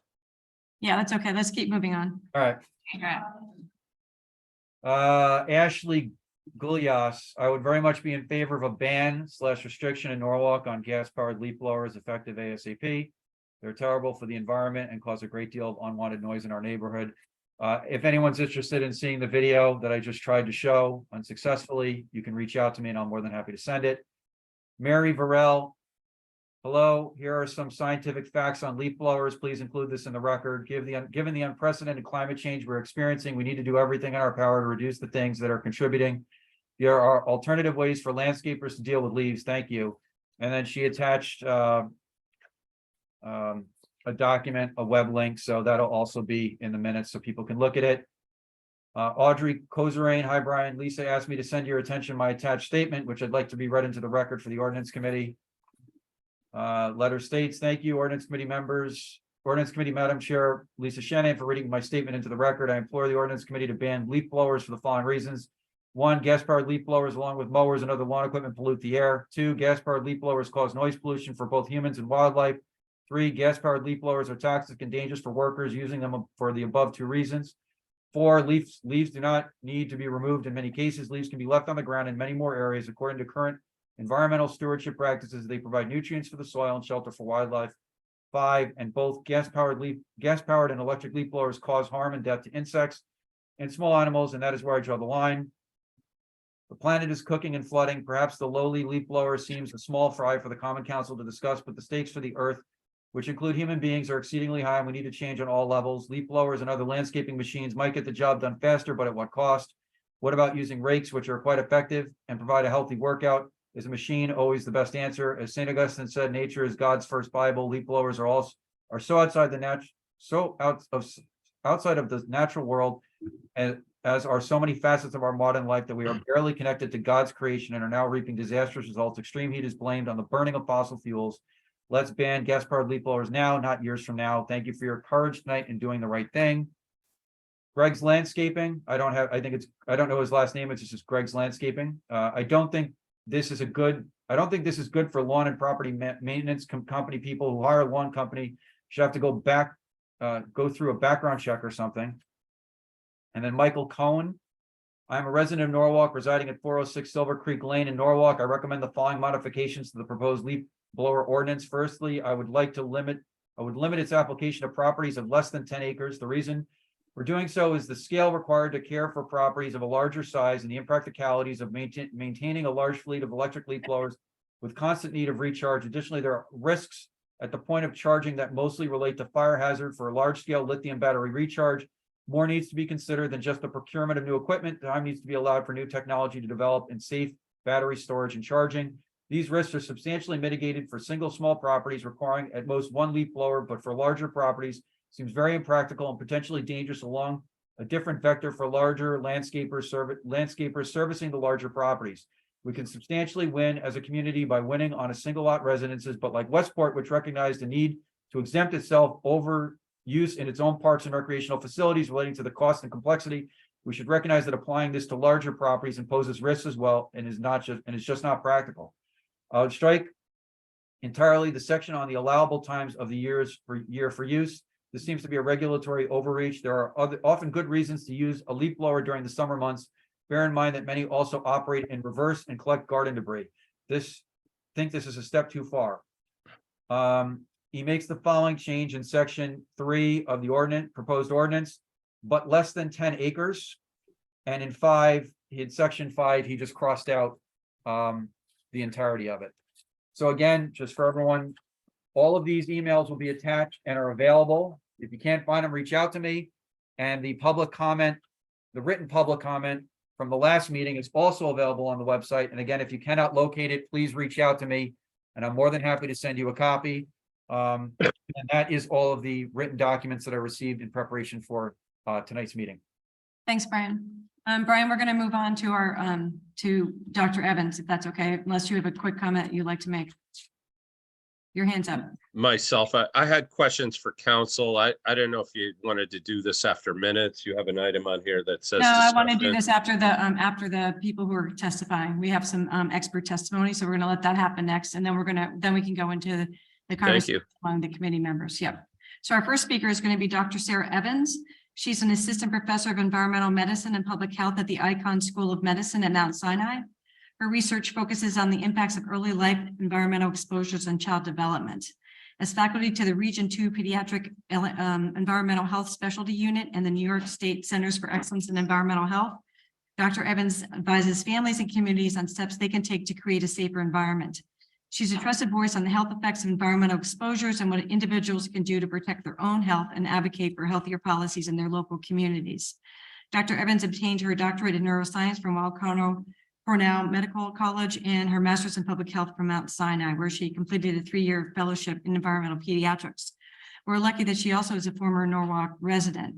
She spoke earlier, and one of the reasons why we're having her come back is that we have a couple of new committee members who weren't able to be at the original hearing in November. Just for the record, this is the 4th hearing that we've had on the leaf blower ordinance. This isn't something that we just pulled up. We started this work in November. So she joined us in November, and she's nice enough again to join us this evening in July. Thank you. Thanks, Lisa. Can you see my screen? We can. Does it look like the full screen view? Yes. It looks correct. Okay, great. Thank you so much. So as Lisa said, I'm Dr. Sarah Evans. I'm an assistant professor of environmental medicine and public health in New York City at the Icahn School of Medicine at Mount Sinai, but I also was a Norwalk resident for several years. I live in Fairfield with my family now, and so I do understand many of the challenges that you all are facing on both sides of this issue. And so I was asked to speak tonight in a professional capacity related to what we know to be the health impacts of gas-powered leaf blowers. I'm not going to speak to the specifics of this ordinance, which is really the purview of the council. But I do hope that what I can do is share some of the data and some of the science around why we feel that it is important to change the way we utilize this equipment. And that is largely to protect many of the people that we heard from tonight, the landscapers and the workers. Sorry. So as I mentioned, I work at Mount Sinai. I do research on environmental exposures and health outcomes.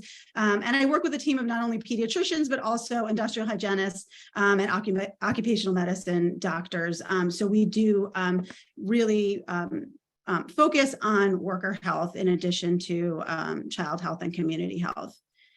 So the two areas that I'm going to focus on, and I'm going to go kind of quickly tonight because I know that you've heard some of this, but I wanted you to hear it from our scientific perspective. I'm going to focus on a little bit on air pollution from leaf blowers and two-stroke engines, and I'm going to also focus on noise.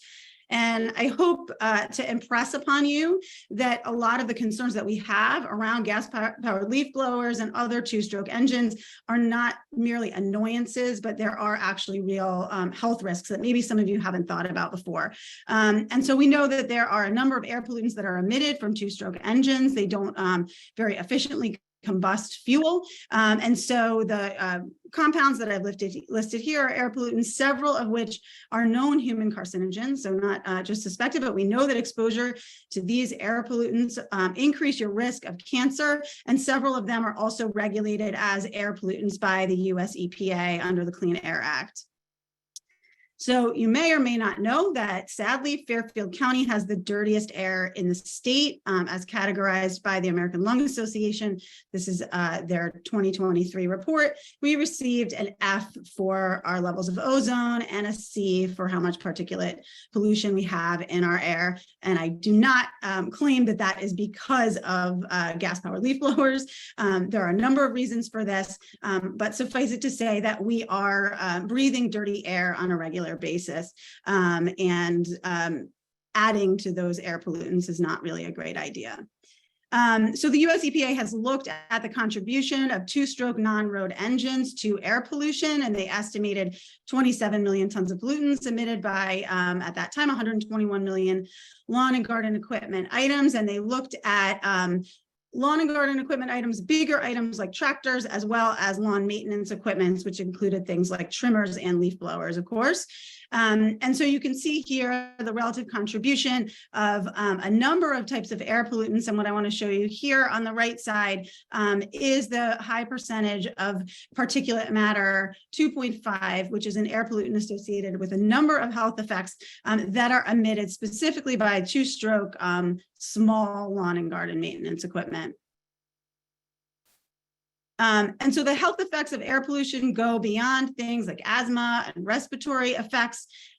Exposure to air pollution is associated with increased risk of heart disease, dementia, autism, poor pregnancy outcomes, lower life expectancy, obesity, and more. And it's estimated that 6.5 million deaths occur each year due to exposure to air pollution. And that's 200,000 deaths in the US alone. So we're really concerned, like I said, about workers. So the workers that are here in this audience, I hope you're still there listening, are the ones who are at highest risk from these exposures. Also, people with pre-existing conditions, and of course, young children, pregnant women, and the elderly.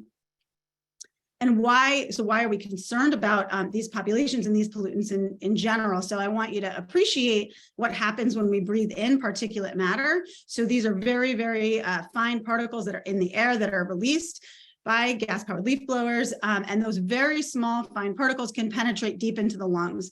And when they get deep into the lungs, they don't only make you cough, but they also get into the bloodstream. And so we know that they can affect the brain, they can affect the developing brain, and they can also contribute to risk of dementia, Alzheimer's disease, and other neurodegenerative disorders. And in children, air pollution in general is thought to contribute to 1 in 10 deaths in children under 5 years. 600,000 deaths in children under 15, and obviously plays a major role in respiratory illnesses. But so what about workers who are exposed to higher levels of these non-road sources of air pollutants, like from lawn and garden equipment? So it was estimated that of 100,000 deaths that come just from exposure to particulate matter, 2.5 from human activities like driving cars, like leaf blowers, 1,400 are attributed to just lawn and garden equipment use. So 1,400 deaths due to exposure to particulate matter from use of this type of equipment. When they put personal air monitors on operators, when they were operating small lawn and garden equipment, they found that their exposures were above the EPA recommendations for exposure to PM 2.5 and also carbon monoxide. And you know that exposure to carbon monoxide can actually be fatal. And then lastly, a study that looked at two-stroke chainsaws found that workers were exposed to the carcinogens that I mentioned in the previous slide at levels that may increase their risk of cancer. Older populations are also at risk to many of these pollutants, and so I'll just quickly go through these, just showing that exposure to the types of air pollutants that you all are breathing when you're utilizing this equipment is associated with increased risk of stroke, dementia, Alzheimer's disease, heart attack, and these are just some of the studies. There are a number of studies that demonstrate this. And so that's what we think about air pollution. And I know we've heard a little bit more about air pollution tonight than we have about noise. And so I just wanted to quickly touch on this idea of noise and the health impacts of noise. So the CDC actually on their noise meter uses a leaf blower as the level, the decibel level at which exposure for 2 hours can cause damage to hearing. The American Public Health Association, as well as the World Health Organization, have also extensively characterized environmental noise as a public health hazard. And we think of noise actually as pollution. So it's responsible for the loss of as much as 1.6 million healthy years of life, contributes to cognitive impairment in children. The same groups that I mentioned before as being vulnerable to air pollutants are also vulnerable to noise. And of course, we think about hearing loss, but we also see that exposure to noise for extended periods of time, like when you're operating very loud lawn and garden equipment, is associated with high blood pressure and cardiovascular disease, as well as mental health effects like stress, anxiety, and depression, sleep loss, and so on. And the particular type of noise that's emitted from gas-powered leaf blowers is able to travel very long distances. So it's obviously very loud at the point of the operator at levels which will cause hearing damage and some of those other health effects that I mentioned. But because of the low frequency nature of it, it also travels very far. So that low frequency level that's shown here in the blue line travels greater distances and still sounds louder further away than some higher frequency types of noise.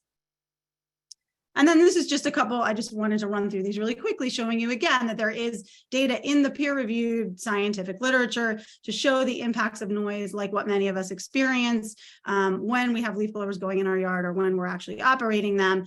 And so twice the risk of depression and anxiety was found in a very large study of 15,000 individuals exposed to noise. Again, cardiovascular health, increased blood pressure, and risk of major adverse cardiovascular events like heart attack were associated, even when they looked at individuals who were exposed to noise greater than 55 decibels. And we saw on the chart that I showed before from the CDC that an average noise level from a gas-powered leaf blower is on the order of 90 decibels. So again, don't need to belabor this, but just to show you that we actually have a mechanism through which we know that noise impacts the stress response, which can then contribute not only to mental health problems, but also to cardiovascular disease, heart attack, and stroke. Older populations are particularly at risk, again, with increased risk of cognitive impairment, Alzheimer's disease, and dementia with exposure to noise. And this is just an example of a program that we have at Mount Sinai, which is called a Prescription for Prevention program, where we determine what sorts of environmental risks exist in an individual's environment, in their work environment or in their home environment. And we actually have a prescription for noise and how, recommending that individuals limit their exposure to noise. And of course, we see indirect health effects from the use of fossil fuel dependent equipment in the form of climate change and all of the myriad health impacts that climate change itself has. We're seeing this now with heat, flooding, loss of homes and property, increased tick seasons, and so on and so forth. And we heard mention of this as well. And just to say that that there are also benefits of supporting biodiversity and supporting pollinator habitats beyond the beauty that it brings in terms of providing things like food and medicine, but also mitigating climate change through healthy soils, which pull carbon out of the air. And so we have additional materials, which if you scan the QR code related to a number of environmental exposures, not at all limited to leaf blowers and air pollution, if anyone is interested. And with that, I will end, I think. Great. Thank you, Dr. Evans. Next, we're going to have Valerie Jacobs, who is a member of Quiet Communities and who worked with the town of Westport to help craft their ordinance to discuss some of the finer points that Westport considered. Thank you, Lisa. Thank you for having me. I appreciate all of your patience for sitting so calmly tonight through the various speakers and presentations. Brian, I understand you have my slides and you're going to be able to share them with the group. Is that right? I'm trying to get it up right now. Hold on. Okay, while Brian does that, there's a lot of overlap, I realized, as Dr. Evans was speaking. So to the extent that I can skip over things quickly and just move on to points that perhaps she didn't stress as much, I will do so. and I will certainly try to do so. One thing that Lisa didn't give you is my background. My background is as a lawyer, but I am currently on the faculty at Columbia University. I got involved in this with leaf blowers about 7 years ago. And I want to be honest, folks, that the reason I got involved was because of the noise. But once I started to get involved and do the research, I realized that it wasn't just noise, which is a huge health problem, but it's also about pollution and climate change. And I want to go through some of those issues tonight. My email is on there. If anyone wants to contact me afterwards, that would be fine. Next slide, please, Brian. Can everyone see this clearly? Yeah, it's a little small, Brian. Enlarge it, please. I'll make it larger. There you go. Thank you. So the way I like to think about it when I think about gas-powered leaf blowers is that there are 4 separate categories of issues. The first are the toxic emissions and pollutants. Dr. Evans spoke a lot about that. I'm going to talk about ozone a little more tonight. The second one has to do with noise. She spoke about that very eloquently. The third one has to do with the dispersion of dangerous materials. And by the way, battery blowers do this as well. And the fourth has to do with fuel spillage, which I don't believe anyone has mentioned tonight, although the watershed people are probably aware of that. So when it comes, okay, next slide, please, Brian. Toxic emissions. Two-stroke engines are huge sources of benzene, butadiene, and formaldehyde, 3 of the most carcinogenic materials on the planet, as well as fine particulate matter. Dr. Evans spoke about that. One of the things I want to stress about fine particulate matter is that you can, if it's out there and you breathe it in, it's going into your lung tissue, unless you're wearing an N95 mask. And even then, there are people who say it won't prevent it. And it does go into the bloodstream. It is directly linked to lung cancer as well as bladder cancer. It's particularly dangerous for children, as she indicated. Lest you think that gas leaf blowers are not a problem, I'd like to point out that the number of particles, it's actually on a couple of slides in advance, but I'll mention it now. One leaf blower typically produces 30 million micrograms of PM 2.5 every hour. And they did a study where they measured what was the particulate count, the fine particulate count around a leaf blower operator. And they did it in Los Angeles, where you would think, oh, gee, there's bad pollution anyway. It was 54 times higher around the leaf blower operator than it was at one of the busiest intersections in Los Angeles. So this is a huge, huge problem. Next slide, please. Oh, wait, I'm sorry. I want to talk about the nitrogen oxides. So we all know about ozone. So I get a daily alert on my phone on what the air quality is in Connecticut. Lately, I'm getting one every day, sometimes multiple in one day. Sometimes the alerts are about fine particulate matter after the fires in Canada. That's what we were seeing a lot, but we're also seeing the ozone levels rising. We have a huge ozone problem in Connecticut, and leaf blowers are contributing to ground level ozone because they produce nitrogen oxides, which combine with VOCs, volatile organic compounds, which combine with sunlight to form ozone. Next slide, please. I want to just give you some statistics. I know Dr. Evans gave you, I think she gave you the PM2, there were 38 days. I want to talk about ozone. During the summer of 2022, we in Connecticut exceeded the EPA recommended ozone level on 23 days. On those days, people were not supposed to let their children go out and play. The elderly were supposed to stay inside. Very few people knew about this. It's kind of a well-kept secret, actually. And Fairfield County, as Dr. Evans pointed out, I believe, has the worst air in Connecticut. During the summer of 21, we exceeded the EPA level on 21 days, where we actually went up 1 day from year to year. This year, we're already probably going to double that, given what's going on in Canada. But my point is that even without the Canadian wildfires or forest fires, we had an ozone problem. We continue to have an ozone problem. And then the other thing I wanted to point, I already talked about the 30 milligrams. Other people have told you that it's, running one leaf blower is the same as 1,100 miles in a Toyota Camry, or a certain number of miles in Ford pickup truck. And by the way, a number of the landscapers seem to, or other speakers were suggesting that, oh, gee, things have gotten better, the regulations are better. That is absolutely not true. The regulations that pertain to these two-stroke engines have basically been frozen since the Reagan era. And they have reached the maximum that they can reach in terms of efficiency. And unlike automobiles, which have been subject to strict regulation in terms of emissions, these machines have not. They've slipped under the radar. And as a result, our communities are paying the price. Someone else mentioned already that California now estimates that the pollution from these small engines now exceeds that from automobiles in the state. And you know how many automobiles there are in California. Next slide, please. So what does ozone do?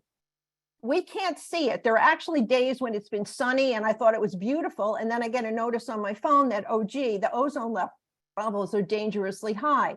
When you breathe ozone, it actually burns your lungs. It burns plants. It burns vegetation.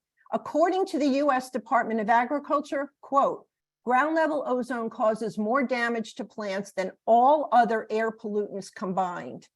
And of course, this is all affecting climate change because it's creating this heat dome, et cetera. It's trapping heat in the environment. It's affecting our wildlife, our animals, especially our birds. So there's now an estimate that ozone has been harmful to 86% of our North American land bird species. Next slide, please. 3 minutes and 35 seconds. No, this is an expert testimony. This is not someone who's calling in for public participation. So I know that Dr. Evans already spoke about noise. The one thing I really want to stress is I had not seen one of her slides before about, you know, the elderly and about the hypertension and all that. But I know from personal experience that the powerlessness that comes with sitting in your own house where you should be able to be entitled to some peace and quiet and then being subjected to a team of landscapers who come in next door with however many, in my case, it was 5 on a third of an acre, blowing away can really raise your blood pressure. And there's science to back this up. I'm sorry, is someone yelling in the audience? No, you may continue speaking, please, Ms. Jacobs. Okay. The noise also disrupts animals. The birds can't communicate. It has a negative impact on the health and vitality of our wildlife populations, and it contributes to the loss of biodiversity. The next slide, please. So the dispersion, this is number 3. Remember I said in the beginning, there were 4 things I think of. The dispersion of dangerous material. And this is true of battery blowers as well, which is why this ordinance and other ordinances are really designed to reduce blowing, period. We need to rethink. We don't need to blow our lawns all summer, regardless of the fuel source. We shouldn't be blowing our lawns. It desiccates the soil. It also aerates the pesticides, the herbicides, the heavy metals, animal feces. Do we really want to be breathing this in?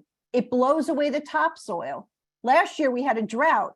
Even Aquarion was saying, well, you have a different water company, but Aquarion was saying, stop blowing the lawns. You're desiccating the soil. It contributes to the loss of vegetation, and it can, again, injure or destroy birds, small mammals, and most importantly, our beneficial insects, which is why almost every pollinator group in the country stands behind these ordinances. Next slide, please. Now, this is one point that I don't think people have mentioned. It is now estimated that 17 million gallons of fuel is spilled into the soil and storm drains every year as a result of the refilling of gas-powered gardening equipment. Now, that includes lawnmowers as well and other equipment, but it includes a lot of leaf blowers. And I can personally attest to having seen this on my street. When the landscapers leave, there's a little puddle that smells of gas where they've spilled it on the road. We recently had road work done, and when they dug it up, they could still smell the gas. And this gasoline seeps into our groundwater and our waterways. It affects our drinking water. It harms wildlife, insects, etc. It impairs the feeding and swimming of mammal and marine animals, and obviously our plants. 1 gallon of gasoline can contaminate 750,000 gallons of water. And I think that's the that's the last slide, but I just wanted to address a couple of things that came up by some of the people who came to the podium. And one is that Westport's ordinance does cover all types of gas-powered leaf blowers, not just backpack leaf blowers. I live in Westport and I was involved in that ordinance.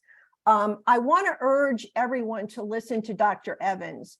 She is part of the Mount Sinai group, and they were ahead of the curve. In 2010, their pediatric group sent a letter to one of the towns that was considering an ordinance, begging them to please adopt an ordinance for the sake of the children.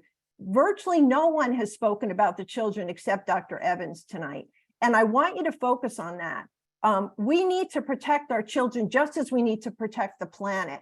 And we cannot afford to have this fine particulate matter being blown, especially when we are already being subject to these the particulate and the fallout from the fires in Canada, et cetera. I want to also say that if anyone would like backup to any of the things I've cited this evening, all of this information was presented to the Westport RTM. It is in a Google file in the cloud. And if anyone's interested, I can provide the information to the committee, and you should be able to access it. Thank you very much. Thank you, Ms. Jacobs. I've also asked two people who have made the transition to green landscaping to come and join us this evening, also to give another point of view. Can we ask Ms. Jacobs questions, or is she just unimpeachable from her testimony? No, I thought we would do all of the testimony, and then we can ask questions of all of the panelists if you'd like. Just to keep. It's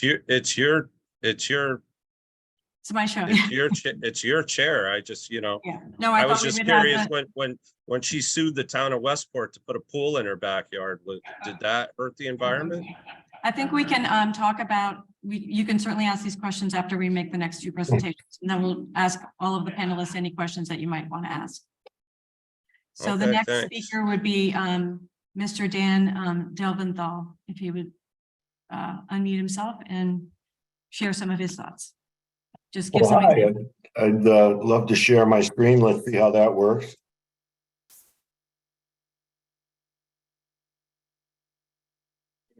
Can you see the slide now?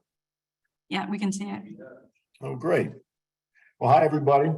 I'm Dan Delventhal. I founded Mo Green 18 years ago to be a zero emission lawn care company. Didn't like the noise and pollution. And this, the business started with a reel mower and a little tribute. Let's put it to music. I think it's Stop. Hey, what's that sound? Too many gas leaf blowers all around. Anyway, there's a lot of people.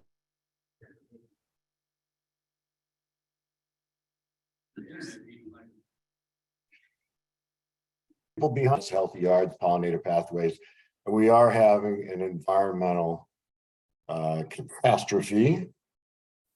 So let's hope we can make some progress with restricting gas leaf blowers. Mo Green supports restriction of gas leaf blowers. Mo Green doesn't use any gas leaf blowers.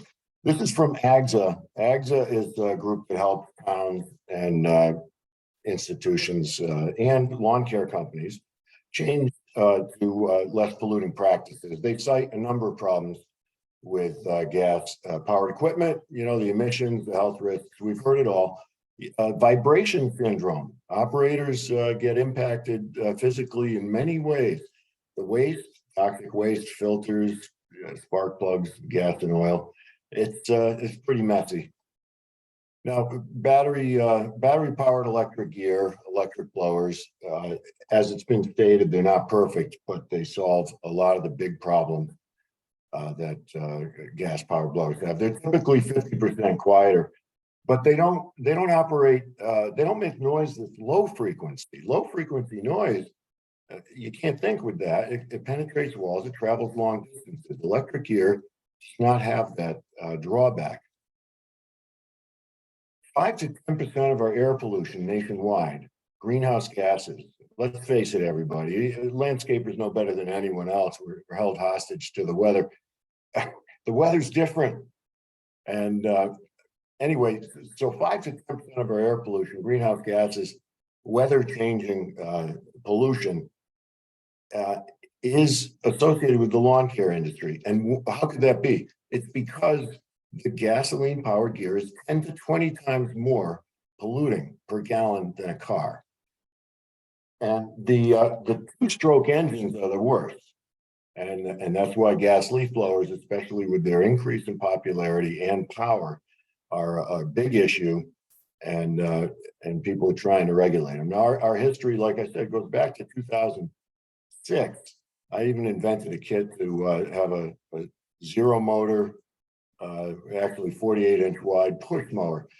Now, we've grown 35% a year for 9 years. Here's a solar canopy commercial mower, 5 feet wide. We'll do about $1 million in revenue this year. Our services are in great demand. Here's a little plug for AGSA. They help people figure out how to go electric as a business. We were featured in a magazine. It's one of our favorite customers, Bridgeport Community Gardens. We don't use any gas leaf blowers, but we don't use any gas anything.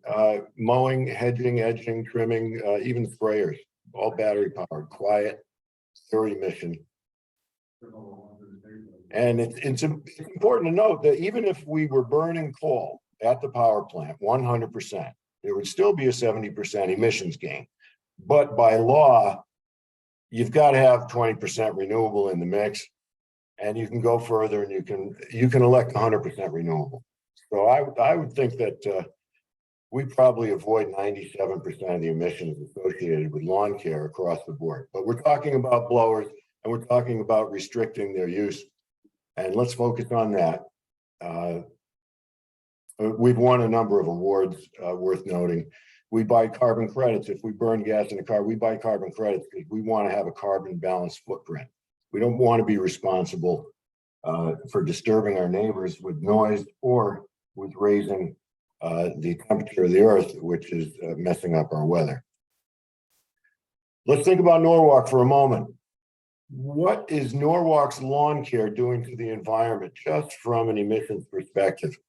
It's about 25,000 lawns, about 100,000 tons of GHGs, greenhouse gases. That's the pollution equivalent to 25,000 cars running all year. That's like a couple billion mile trip by car. That's 10,000 times around the world. By the way, it's a $50 million market in Norwalk. So I think there's some opportunity for landscapers to step their game up. And, you know, take a look and open your mind and try to be a better citizen. I know it's not easy. It's hard business. Believe me, I'm sympathetic. All right. So electric versus gas gear. Let's talk numbers. Let's talk about the pocketbook of the landscaper. What does an ordinance mean that induces a landscaper to invest in an electric blower? It means that landscaper can make money. You can work with an 800 CFM blower pretty well. People love the 1,000 CFM blowers. They want to get that fixed fee in their pocket as fast as they can, but styles are changing. So we want, and we want to see less blowing too as practices. But when it comes down to buying you can get an 800 CFM blower. You can do a cost benefit analysis on it. Now the pricing on blowers, you'll spend more than twice the money to get the batteries and chargers to have a blower that you can run all day long if you think you need to run a blower all day long. Even if you spend the twice as much, the advantage is 4 to 1 on electric. So the cost benefit analysis is calculate the cost of your new gear and your new training and maybe an outlet or two. And then you analyze the savings. It's hard to quantify the health improvements, the business growth you should enjoy. We grew 35% for the past 9 years. Client employee retention, compliance with blower bans. So what's the ROI? Where can you make double digits on your money? You can make double digits on your money by purchasing an electric blower instead of a gas blower. And let's just talk about practices. We should be blowing less. The pollinator people, the people who know the environment are talking about, hey, leave some leaves in the beds in the winter. Don't strip the place. Do some mulch mowing. With mulch mowing, ideally with an electric mower, but when you mulch mow, you feed the soil, you reduce bulk 15 times to 1. It practically disappears. If there's excess, sweep it up. Hats off to the next speaker who turned me on to this device, a toe behind lawn sweeper. If there's excess after you've mulch mowed the leaves on the lawn, you sweep it up. What a high quality job it does. And then you can make a pile and use those mulched leaves for fertilizer. Don't send them away. Keep them on-prem if you can. Electric blowers, what are you going to get? You know, we have been using handheld 650 CFM blowers in our practice for a few years, maybe 4 years now. We like them. They work really well. And we have no problems in our business. And like I said, we have about $1 million in revenue, and our prices aren't any higher than our competition, maybe a little bit, like organic food, maybe 10%, in some cases 20% if we're traveling more than we need to. But what do you get? Well, this is about $500. You get a fast charger and a couple batteries that last 15 minutes each. You get a couple more batteries and another fast charger, and you could be blowing all day. We plug our gear in at our customers' houses. They don't mind. We tell them it's 27 cents to charge a small battery like this. Big deal. Nobody cares. If you like backpack blowers, there's another one, with bigger batteries that'll run longer. That's also a prosumer model. But the commercial models, the batteries last a little longer. You can charge them, recharge them a few more times than the other ones. And they're a little more rugged. But here's the math. You might spend, let's say you're looking at an 800 CFM blower. You might get that for about $500. Of course, you're going to have to put a lot of gas in it over time. It costs 4 times as much to own a gas leaf blower as it does an electric. You might spend $1,200 to have enough batteries and chargers to just go continuously all day. You want to compare apples to apples. Well, the math is a 50% return on investment. So do some mulch mowing, use a lawn sweeper, but come on, nobody wants you blowing more than 800 CFM and 180, maybe 200 mile per hour winds at the critters in their beds, at the clippings on their lawn, or at the dust on their driveway. It's insanity. It's gotten way out of control. So, and I've done ROI studies for other industries. I convinced Hewlett-Packard Global Services to do a worldwide rollout of business continuity and disaster recovery software. So I'm not new to cost-benefit analysis. You can go behind devices are great. You can spread compost with an electric mower. You can do all kinds of things, zero emission. What about vendors? Go find a vendor that you like. And I guarantee the vendor that you use today that's making gas-powered equipment, they're hustling to make electric equipment. 55% of all electric lawn gear that's sold today is electric. Everything's changing. All the manufacturers know, and they're all going to go. They're going now. So steel is great. They manufacture in the U.S. Take a look at them. But just find a blower that you like. Plan out enough battery power for how much continuous blowing you need, and invest in it. You'll make money. It'll last longer. There will be less maintenance. And you'll be a hero. Look at all these people complaining. You could be a hero. You could help save the world. Get a blower, get some batteries, done. Whatever that blower is with the batteries. We happen to use Ego. So you're selling Ego. That's the one you're selling here? I don't sell anything. I sell lawn care. Sounds like you're making a sales pitch here. Wrap it up, please. I do not sell equipment. I do lawn care. 70 acres a week, Brian. 70 acres a week? That's it? 70 acres a Oh, week. so you're going to get up at 5 in the morning and use your Ego? Okay, thanks. All right, thank you, Mr. Meek. I think we've got 2 more speakers. Jeff Gorlak, we've been speaking. Really, 2 more? This isn't abusive enough? let me close this. Gotta go let me to close work this tomorrow down. while you're doing this bullshit. Let me Stop close it this already. down. I don't know. I'm who sorry, you are, Mr. Meek, Brian, but you're- I don't think I understood you to say that word, so I think we'll just move Yeah, on. maybe I'm out of order. This whole meeting's out of order. All right, Wrap here it we up. go. Here we go. Last slide, all right? Gas prices are gonna go up, batteries are gonna get better. It's already happening. Do the right thing. And we've avoided about 360 car trips around the world in terms of pollution.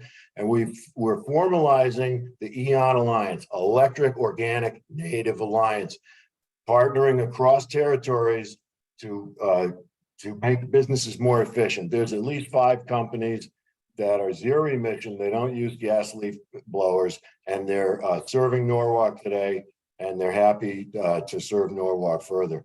And the EON Alliance, I'm happy to help other vendors who want to convert to electric on any level. Happy to take your call or email, give you some of my experience, maybe even formalize an alliance so that we can all do better for each other. All right, so I'm going to be moving forward. Mr. Cordulac, I apologize, but I'm going to move over to Mr. Mr. Pedro Mata right now to speak about the Kiva program, and then we'll have Dan and Jeff available to answer any questions that the council might have to ask about how electric conversions might go. So Pedro, would you mind speaking a little bit right now about the Kiva program that's available for small businesses? I'm looking for you on the screen. Is Pedro there? Oh, boy.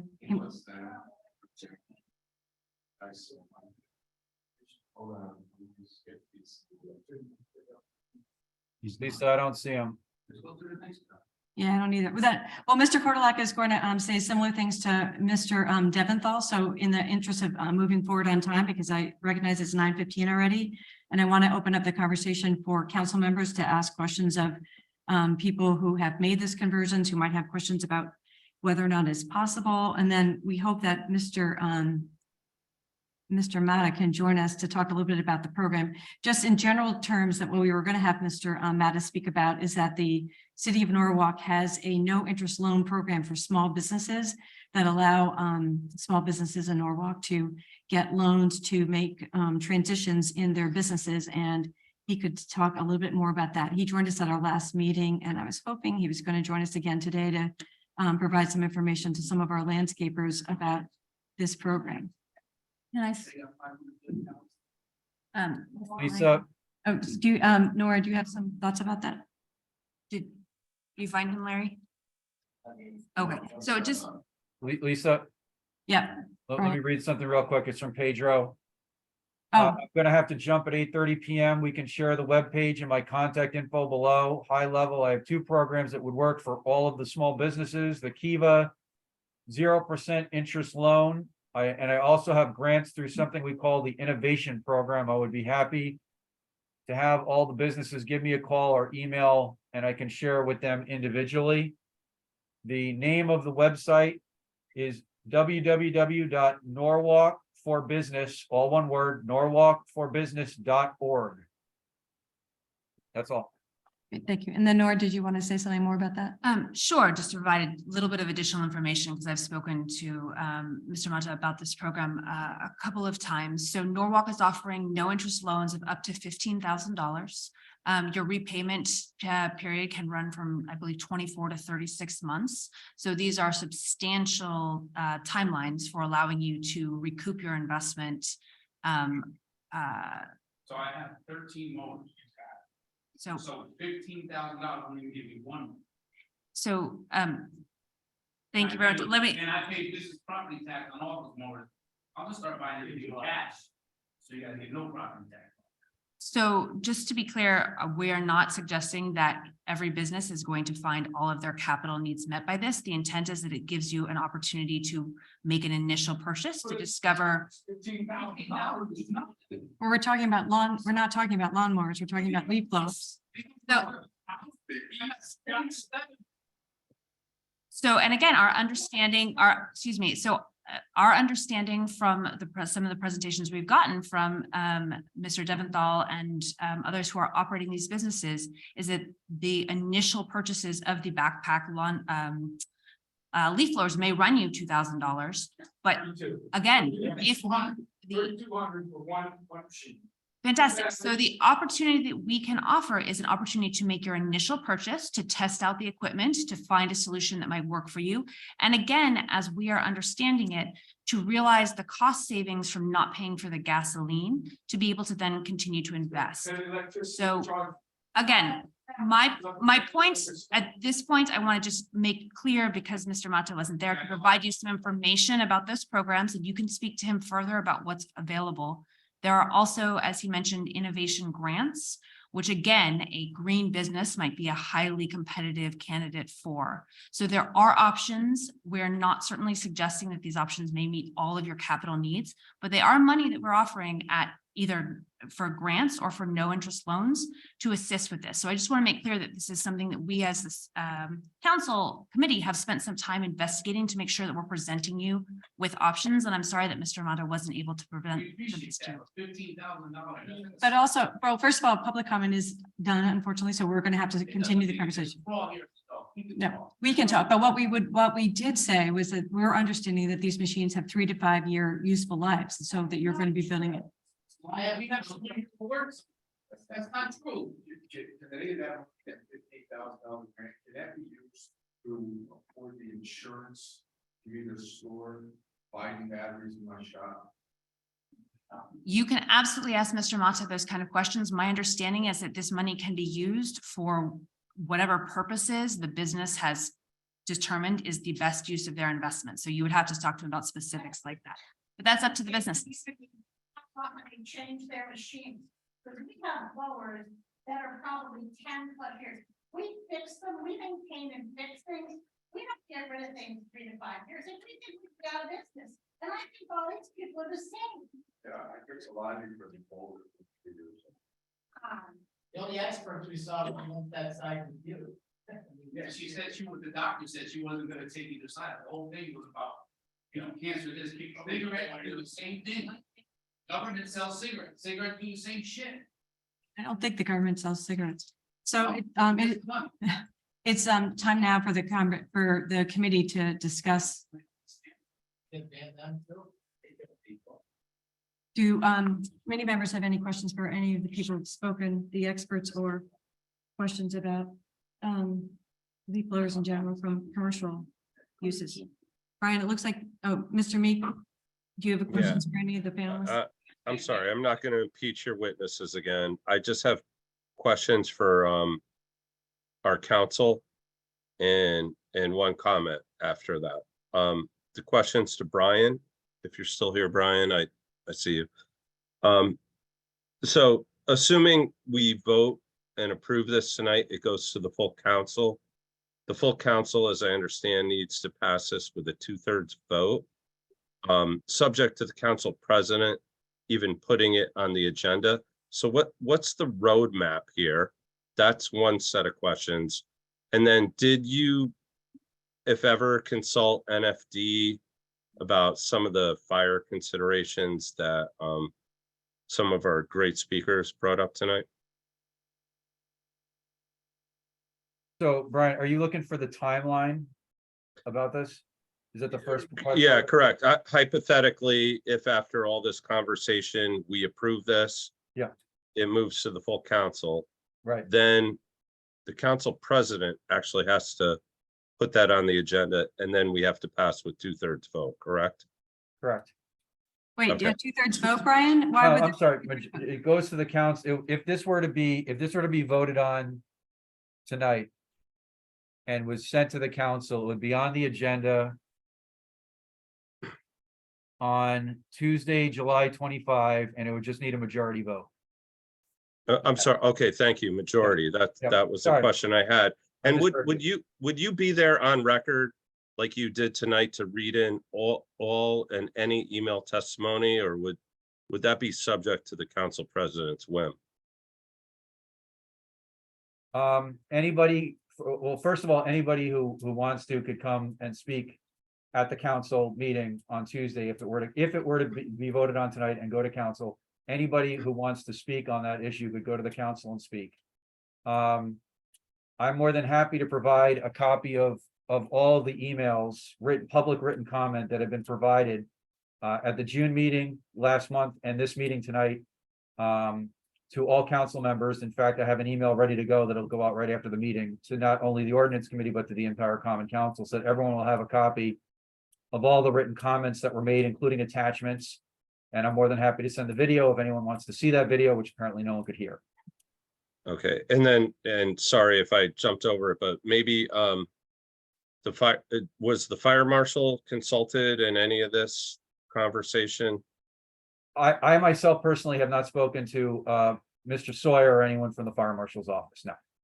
Okay, so thank you very much. I'm not going to go on my soapbox for long. I'm a big fat no vote on this. It's a solution looking for problems. To me, this reeks of privilege. We didn't even print this ordinance in Spanish, which is like 90% of our landscapers in town. Everything raised and moved forth and back. It's a lot, but I think we need to dial back on this. Thank you.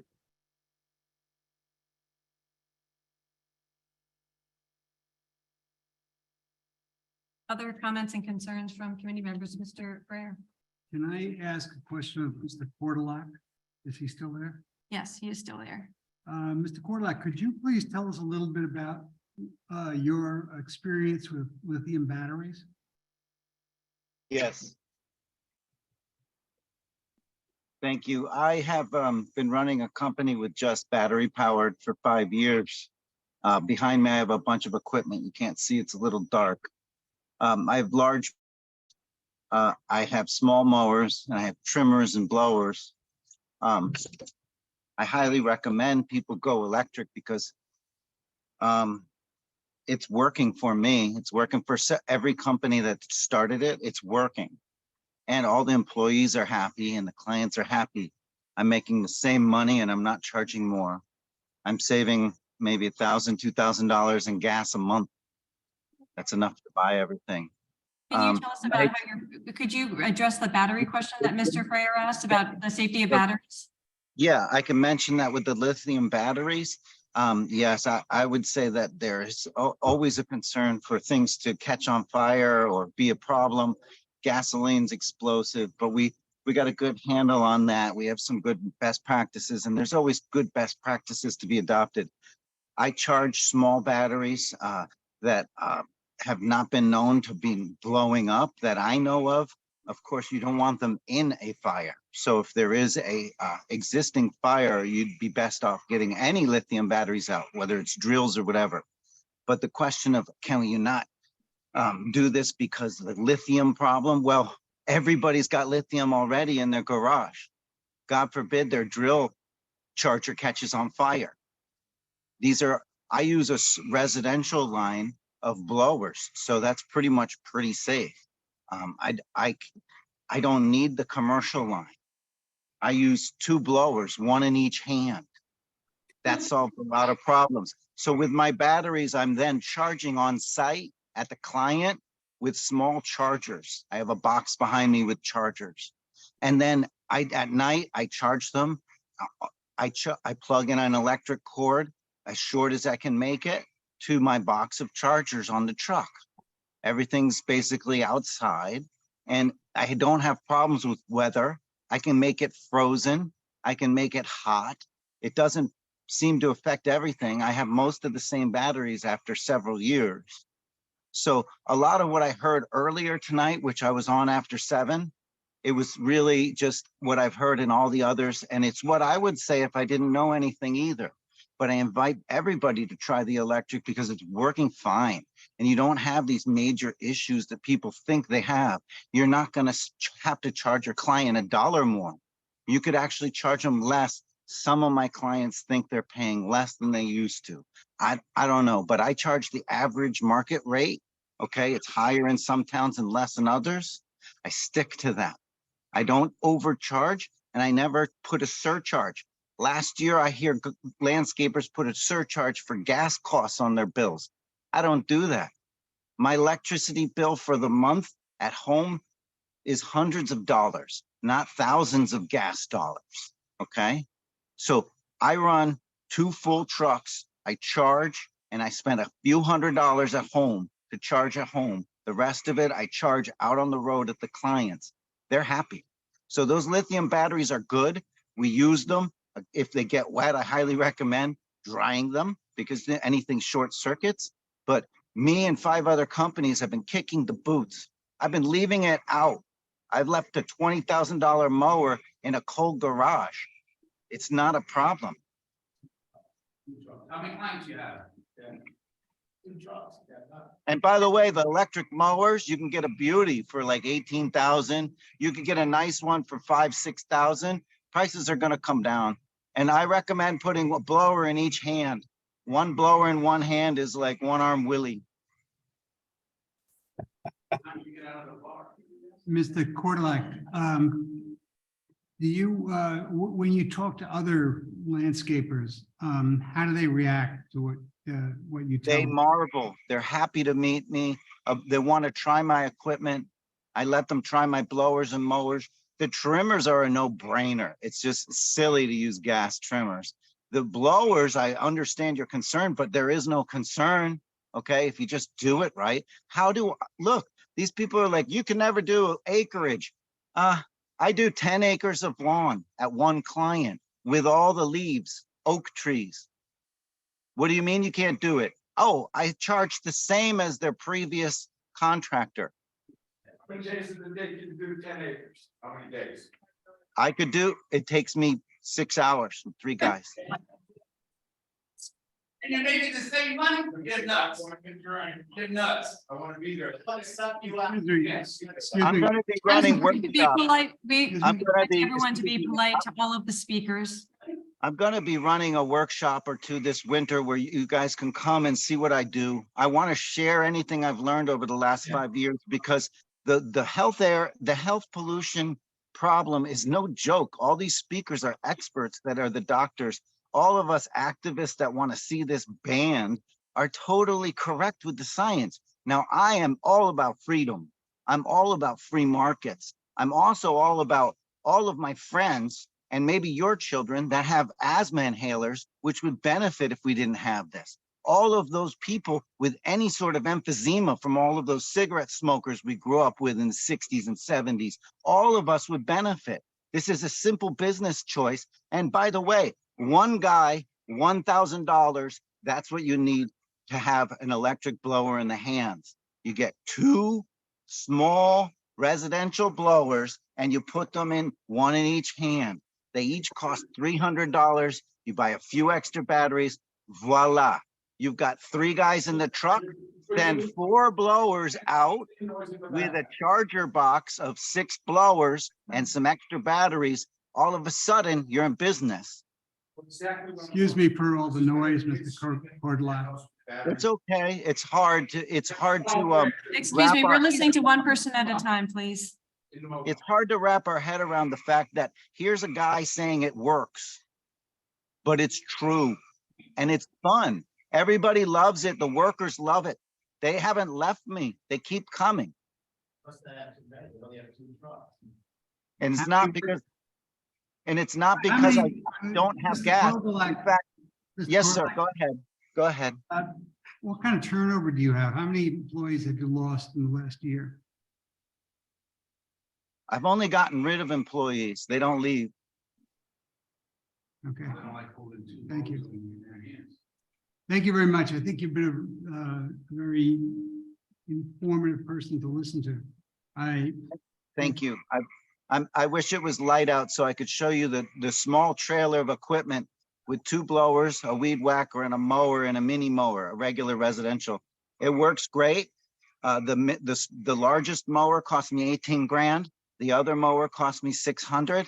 The blowers cost me 300 each. And I have about $1,000 of batteries as backup. That's your investment to send 1 truck out. No one leaves us. I've had the same employee. Thank you. for 12 years. The equipment that he's using is nothing like what we would need. Go ahead and send any questions you have to the committee and we could give you guys some solutions. But I'd like to let the city of Norwalk know that I'd be happy to host an in-depth couple hour workshop answering a bunch of the questions. We all have the same questions. I've been on these committee calls a dozen times. They're all the same. And I didn't believe it either. So that's why I started 5 years ago with 5-year-old equipment. 5 years ago, I bought equipment, and guess what? It's beautiful. It's working great. And you know what? I can't wait for the next gen. Are there other questions from committee? I think we need to really have the committee. The guys that work for me love it. I can't hear any real questions, though. I can hear the committee.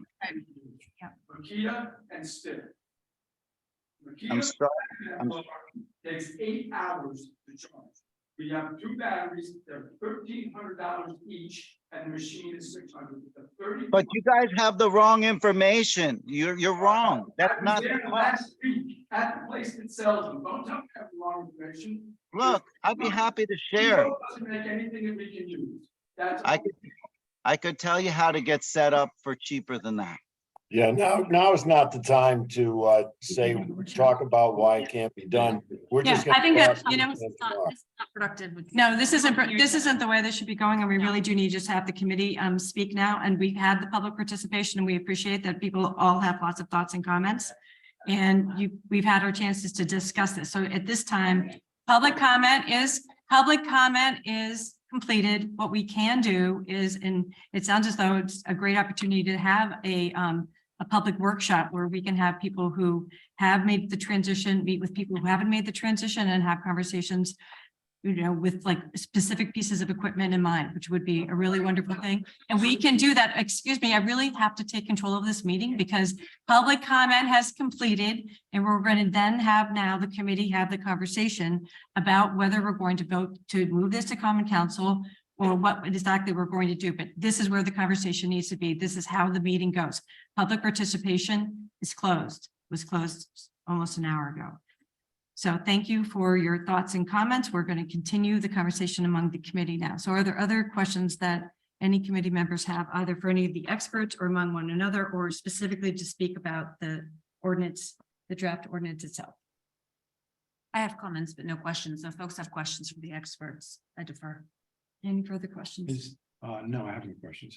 Okay, so let's talk about the ordinance itself, if you'd like, Nora, begin the conversation. Sure. So I want to start by really thanking all of you for coming out tonight. It's actually been a real pleasure to have this many people participate and show up in a conversation. You know, I really enjoy hearing your perspective. I think it's been really valuable. And I think that one of the most important things to highlight about this ordinance is that we deliberately set the date out several years in the future for precisely this reason. Right? As folks have identified, this is an aspirational ordinance. We are not enforcing this tomorrow. We are setting a marker in the ground for where we think the city needs to get, where we want manufacturers to have pressure to answer your questions, to develop the equipment that will meet your needs and will also be environmentally more friendly. Nothing is perfect. We recognize nothing is perfect. No one is looking for perfection. We are looking to set a goal that helps move the industry forward. And we are excited to be part of that agenda. We are not asking for this tomorrow because we recognize this is expensive. It is a knowledge change. It is a change. It will require informing your customers. It will require informing yourselves and your employees. It will require you informing us. If the technology is not there in 3 years, we will need to know that. But if we do not set a marker in the sand, if we do not say to the companies, you need to produce the equipment that our landscapers want and need, it will not happen. There is a real value to laying out goals that then the industry can move towards. And that, quite frankly, we as a city can capitalize on. I hear the conversation here about what a strong landscaping industry we have in the city of Norwalk. And I think it would be fantastic if this group of landscapers was a unified association promoting themselves as leaders in green practices and green industries, right? There are ways that this can be messaged to be a real way of promoting yourselves, of promoting the city of Norwalk, of promoting the ways in which we are innovators and moving forward. We want to hear about how we can support you in doing that. If the granted loan programs that are currently available are insufficient. That's feedback that we need to get. These are new programs. These are programs we've actually are really exciting to have rolled out. They do not just apply to landscaping. These are for small businesses across the city. They are new, they are pilot programs, but we are also leading the nation in them. Our Kiva program has placed more loans than any other city in the country. So we are really eager and invested to be supporters. And if we need more feedback on how to do that, this is the opportunity, I think, to really begin those conversations and those connections, because we are not expecting you to do this tomorrow. The goal is really to set out a timeline to help us all move towards it, because we all know, I know this in my own life. When I have a deadline for court, my work gets done. If there's no deadline for it, I'll get to it next week. It'll move down the line, right? So this is a way of trying to move that conversation forward. We're not looking to penalize anyone right now. As folks have noted, the ordinance sets out a warning in the first instance. It sets out a small fine in the second instance. We are looking into how it will be enforced. The city has been increasing our enforcement mechanisms. As some of you may know, in the budget this year, we hired a second zoning enforcer. Second zoning enforcement officer. Thank you. I'm getting my terminology wrong. And we have discovered that those zoning enforcement officers are paying for themselves. We certainly may see growth in that in the future. We are not trying to penalize people. We are trying to help people find the ways to operate their business in ways that are in line with our laws and also are courteous to their neighbors, and to encourage innovation. I think that there's a real opportunity here to see this as encouraging innovation, encouraging Norwalk to be an industry leader. And so I very much recognize the concerns. I very much would object to this if we were expecting this to happen tomorrow. I'm very excited to hear people thinking about safety issues. Lithium-ion batteries, like every other mechanical device, can have risks. They need to be carefully considered. If you look into the incidents that have occurred, a lot of the incidents are related to off-market batteries and off-market chargers. So we need to have serious conversations about fire safety around lithium-ion batteries in all uses, not just for landscapers. And we'll need training, we'll need conversations, we'll need to make sure that landscapers are getting the support to buy on-market chargers and batteries that are designed for the equipment that they're using them for. Otherwise, we may see safety risks. We see safety risks with gasoline. So there is no perfect solution here, but there is a goal of moving us forward towards solutions that are better for the environment. For me personally, I'll admit, when this ordinance first came up in November, I was kind of like, leaf blowers? And then I started doing some of the research and discovering how intense the climate impact is from two-stroke engines. And again, it's not to single out landscapers. I actually think that the home operators in many instances are probably the worst offenders. And part of what's happening with this ordinance is an opportunity to also educate homeowners. Homeowners are subject to this ordinance, and homeowners, in fact, are the ones who will be liable for fines under this ordinance. So again, the role that we are playing here is setting out a goal, setting out an opportunity to have a conversation, and yes, ultimately to enforce. But hopefully by that time, the industry will have caught up with the standards that you need. As you've heard, the industry is there for businesses operating at a smaller scale than some of you are. But as I understand it, the majority of the landscaping businesses in Norwalk are operating at that smaller scale. So in fact, many of our businesses potentially could convert right now with the kind of equipment that's available. If that doesn't work for the large scale businesses, this is your chance to go to your industry and say, make it work for us. We've got pressure coming on us. We'd like to see what you can deliver for us. So again, I really appreciate the comments. This has been very informative. I've learned a lot about the challenges that you see, the scale at which you're operating. I see tremendous opportunity to work together going forward. I really welcome a workshop kind of opportunity. We've talked about doing that, and I think it would be very helpful. And if, as it comes down in 2 or 3 years, there are gaps that are not being met, that's a great opportunity for you to come and say the ordinance is not ready, it's not working. But let's set that goal so that we move forward and we don't just stay stuck in where we currently are without that pressure of a future goal.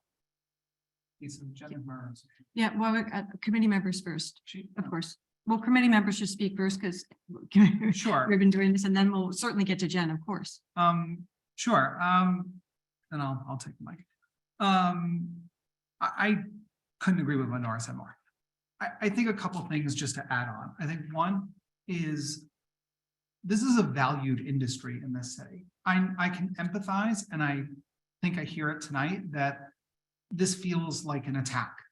And I certainly don't think it is. That's not, but I understand how you can feel that way. That's not how I feel. And that's not what we intend to do. I agree with Nora that the part of the ordinance for which there has been the most public comment is the one that doesn't actually take effect until 2027. And so the question, and this is something I brought up, we've talked about this at 4 meetings. I think I brought this up at 3 of them, which is if we're at 2026 and it's becoming clear that the technology isn't there, and I agree, by the way, with the consensus that most of you have said tonight, that the technology isn't there yet. I think we're actually all in agreement on that. I realize there's some testimony tonight that where they may disagree, but like, I'm not sure. I think there is a large consensus and a largely correct consensus that the technology just isn't there yet. If we get to a point where we're at 2026 and it's not there yet, then we should strongly advocate to push out this ordinance to a time, where the technology does catch up. We don't want to do anything that would jeopardize the safety of the industry, the safety of people in Norwalk, in any of your businesses. That's not our goal. This is an important industry in the city. And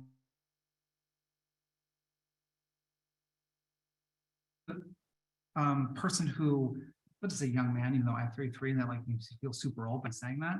But there was a gentleman who made a public comment tonight who talked about the next generation of landscapers and talked about how he really likes using the electronic stuff around home, but that it's not scaled up ready yet for bigger business and consumption. And I think he's right, but I agree completely.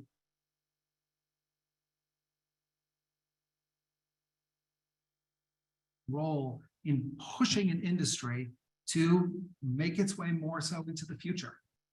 If we're wrong, and we'll cop to, and if we need to make changes, we'll make changes. That's the power of an ordinance and the power of government is that, we set goals and we adjust, and if we make mistakes, we fix them. We are human, and that's what we're here to do. But that doesn't mean we shouldn't set goals. So I completely understand where you're coming from. I've never been a landscaper. I would be the first to admit that, but I deeply empathize with the fact that you're here tonight and the fact that you care. It's why you're here at 9:40 on a weeknight and have been here for hours. So I deeply appreciate what you do. I deeply appreciate that you're here.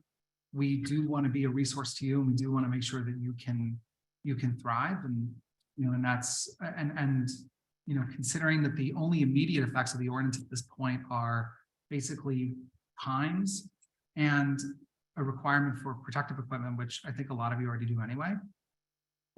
There isn't really a whole lot that's going to change at this moment. So we're going to get there, but let's get there together.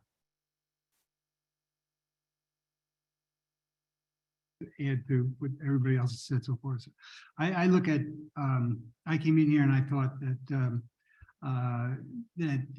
most of the landscapers that are here tonight were going to be kind of ambivalent about this whole thing. And then as I listened to you, I did realize that you are entrepreneurs. Entrepreneurs are people that are looking to make changes, and changes are coming. Let's not kid ourselves. Things are going to change. And I can't think of a better group that could innovate in face of those changes that are coming than a group like you guys.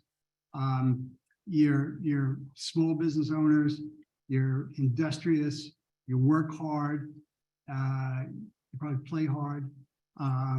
And I think that I can't imagine another group that could get out in front of the changes that are coming than the group right here. There are a couple of things that we have to get through. The battery issues are clearly something that we have to understand a lot more. And we heard from one gentleman tonight that didn't see any problem with batteries. Okay, so we got to reconcile that somehow. And the other thing is the cost. What are the costs? He said that there was a cost benefit analysis that could be done. He talked about the cost of gas going up and how expensive that is versus electricity. that is relatively cheap. And we've got a lot of other renewable energy sources out there that are helping our electrical grid. So all of those things, I think you guys are in an excellent position to take advantage of some of the changes that are going to happen and make your industry stronger, better, and a lot more efficient, just with some of the things that we talked about today. But I think we still have to get some other things straightened out. That's all I have to say. You look like you were next, Ed. Yeah, I came on this committee back in the beginning of the year, and I had my doubts about this ordinance, and honestly, I still do. I think that the fact that this ordinance does not take into, does not have to go into effect until 2027, 2028. What we're asking people is to trust that in 2026, the Common Council is going to do the right thing if the technology is not there. And that's a big thing to ask of people. I think there's no question but that the time will come when everything is going to be battery operated. It probably will be 2028, 2029, 2030, who knows? I don't think the technology has been evolving as quickly as some other technologies. So I don't know that those target dates are realistic, but they could be. And I have no doubt that that gas-powered equipment is not healthy or healthful. And I have no doubt that that equipment is not good for the environment.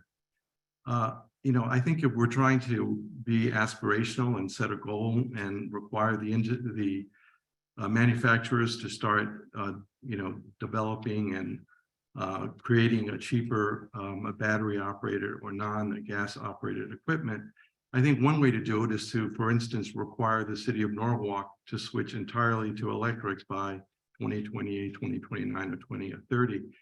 The city of Norwalk and other municipalities are a big pocket, they're a big pocketbook. They buy a lot of stuff. And I think that that allows the industry to get, to be on notice. If we were to do that, that would allow the industry to be on notice that they need to start switching to this stuff as quickly as possible. And it also allows the city of Norwalk to lead by example. I think that a lot of the comments that enforcement is going to be difficult. This is going to be hard on smaller businesses. As we get closer to 2027, 2028, the prices of landscaping will begin to creep up because landscapers are going to have to start switching over, and who knows if the technology is even there or if the cost is going to be right. I think that Lisa has done a lot of work, meaning the chair of this committee has done a lot of work, and I applaud her for it. There have been a lot of meetings, many of which I was not a part of at the beginning. But I just think that the time will come when we have, when this ordinance will be in effect. I think that's inevitable. I just don't think that the time is now. And I don't think that asking people to wait for us to make the right decision in 2026, should the technology not be there, I don't think that's realistic. I don't think anyone's going to believe that. And so I am going to vote no on this ordinance tonight. David, do you have anything you want to say? Or? Yeah, man, a lot's been said tonight, and I really appreciate all of you coming out here and being here. Two reasons. One, it's nice to have the meeting in person and actually be with you and listen to you and be a part of the reaction. It's very different when we're playing Hollywood Squares, and it's just it's a nicer feeling. My colleague mentioned innovation, and it brings up a great point. You guys are on the forefront of innovation, the ability to push an industry, and I think that as my other colleague said, that, you know, the cities and municipalities have to be on board and have to hold themselves to the same standard. And I think that Chairman Shanahan has done a great deal of work in making sure that we're trying to craft something that moves forward equitably. Now, I happen to be married to someone who is in this industry, and believe me, this has been some interesting debate at home about switching over to electric, all electric. Her feelings are, you know, well, I won't get into that. But the point is that I'm sort of, I came in here feeling one way. Now I'm not sure how I'm feeling. I'll be absolutely honest with you. A couple of the things that make me take pause. One is the lithium battery question and the safety factor of the lithium battery. But I also then weigh that against the safety factor of the gasoline, which is a very volatile substance as well. And so it's a big question mark for me. But I do believe that if we don't move things like this forward, we're not going to see the change that needs to be made, because I personally believe we are in a crisis. We're in a crisis of climate. We're seeing weather patterns that we've never seen before. One gentleman talked about the fact that I used to start, you know, at the end of March. Now I start, or at the end of April. Now I start at the beginning of March.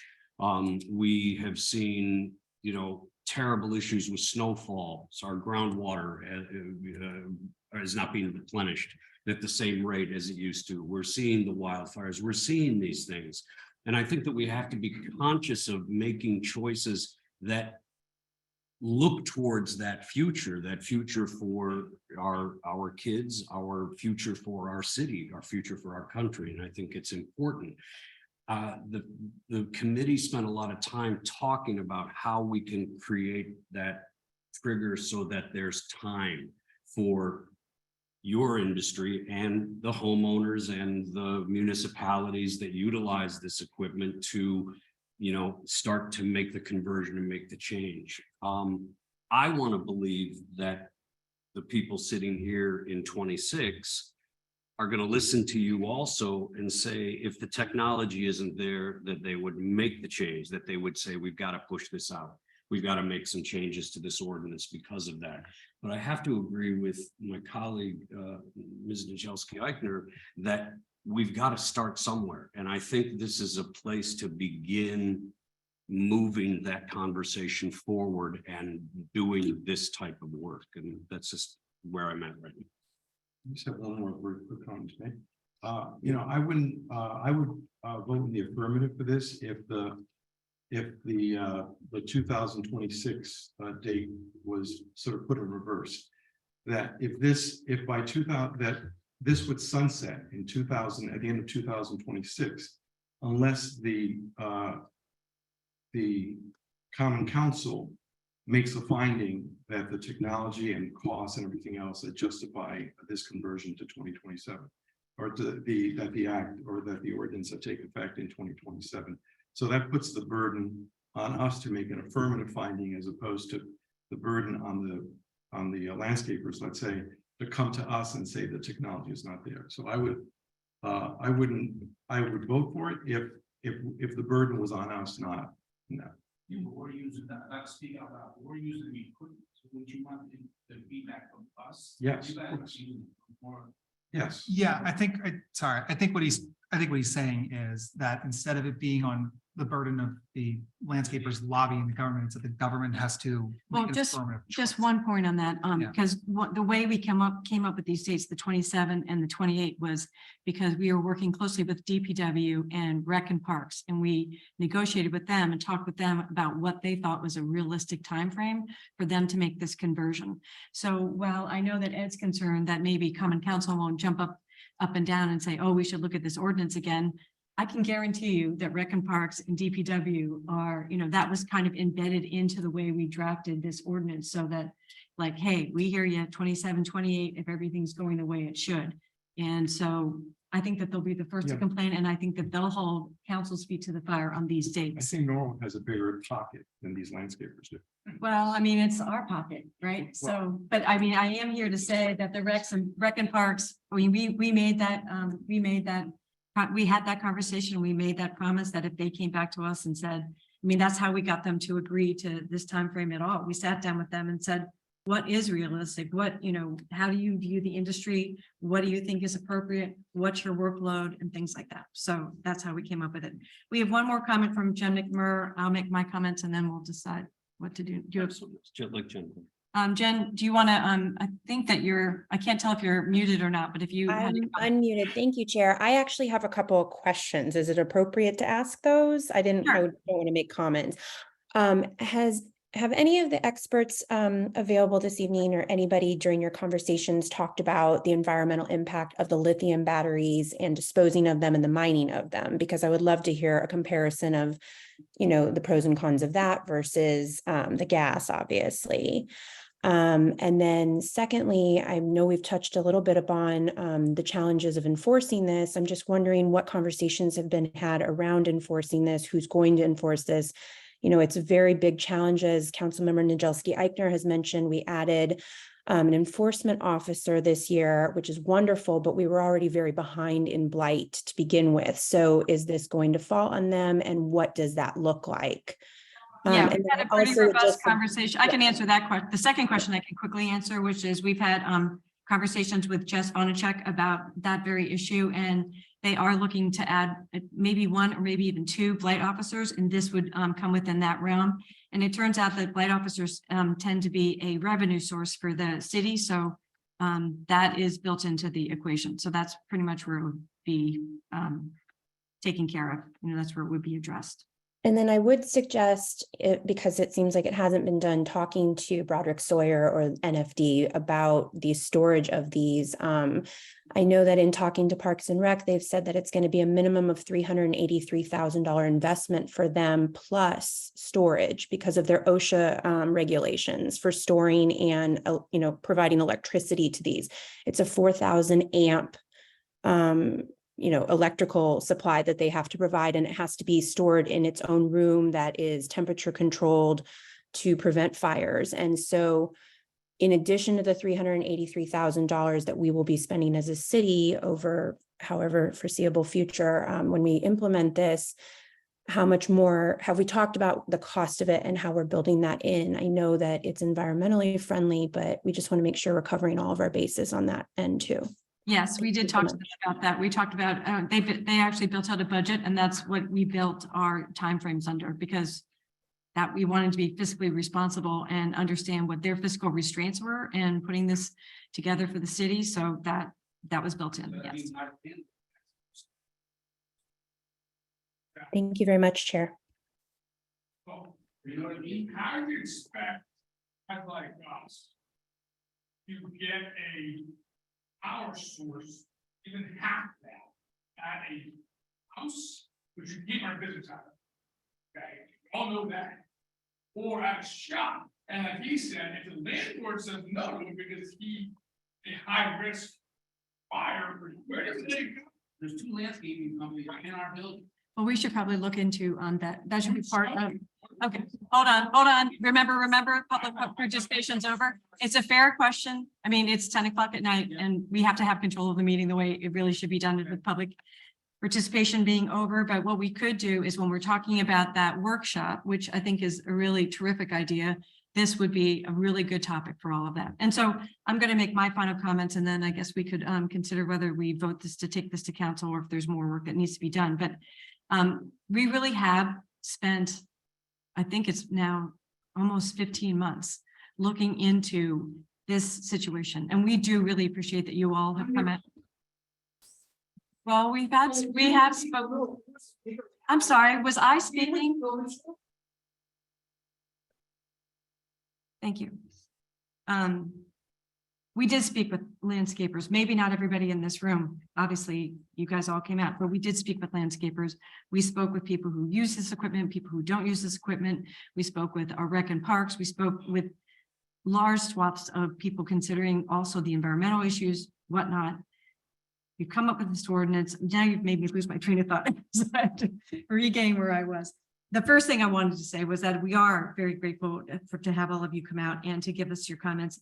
And the idea of a public workshop to talk about where the overlap between what your concerns are and what the opportunity is a really, really good idea. And I really feel as though we ought to do that. Getting back to some of the comments that some of my colleagues have made, if we don't put a flag in the ground and if we don't have goals to move towards some of this change, industry will never feel the pressure to do better by all of you. And we do have, you obviously have concerns about batteries. That ought to be something that's considered in the workshop. We're working with Park and Recs, who are our experts also on how to manage big properties and take care of landscape. So I think this has been a really useful conversation. We're really glad to have had it. We've really been as fiscally conservative as we can, both for the city, but also for all of you. We've looked into options for grants and also other opportunities for loans.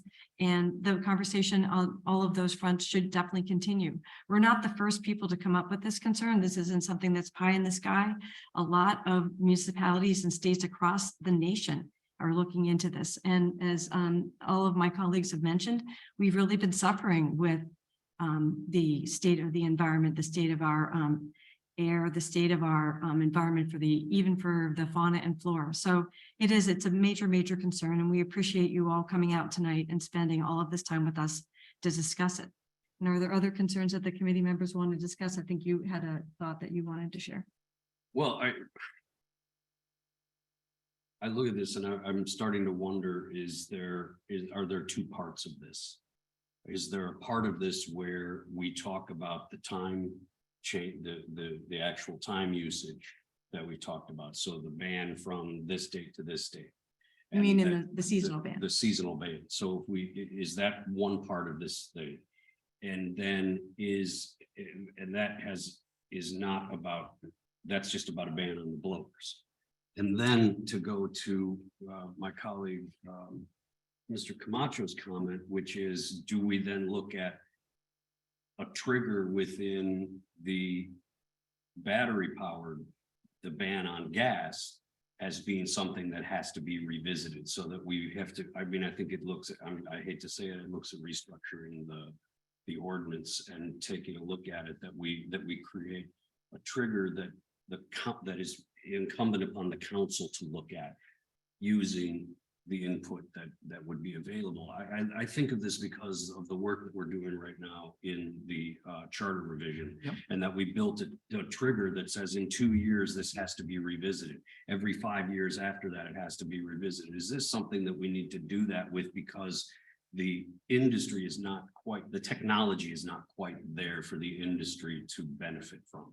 And so, I wonder if we need to take a step back, restructure some things in this and bring it. Other thoughts from other committee members? Yeah, I think that would still incentivize the industry, because the industry Yes.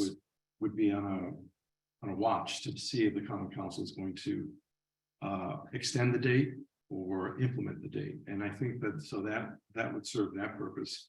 And I think it puts the burden on us, not on the landscaping community and other people who would be affected, like homeowners. But it allows for the seasonal ban to exist, which I think is also something that we've heard a great deal about from the public to us. It would also put the temporal restrictions in, which is also something that the public has voiced great concern about as well. Yeah. And so we're sort of crafting something that can serve those two masters at this point. Nora, it sounds like you have something to say. So, and the only thing I would say to that is, I think it depends a little bit on how we do it, because what I don't want to lose is the urgency about climate change. I mean, this is a reality of being a coastal city. It is going to hit us before it hits almost anyone else. It's already hitting us, and so I very much hear you. I'm, obviously very concerned about this, but I think we need to think about making sure that if we wanted to do it that way, it is a requirement to revisit it rather than putting the I meant it as a requirement to revisit.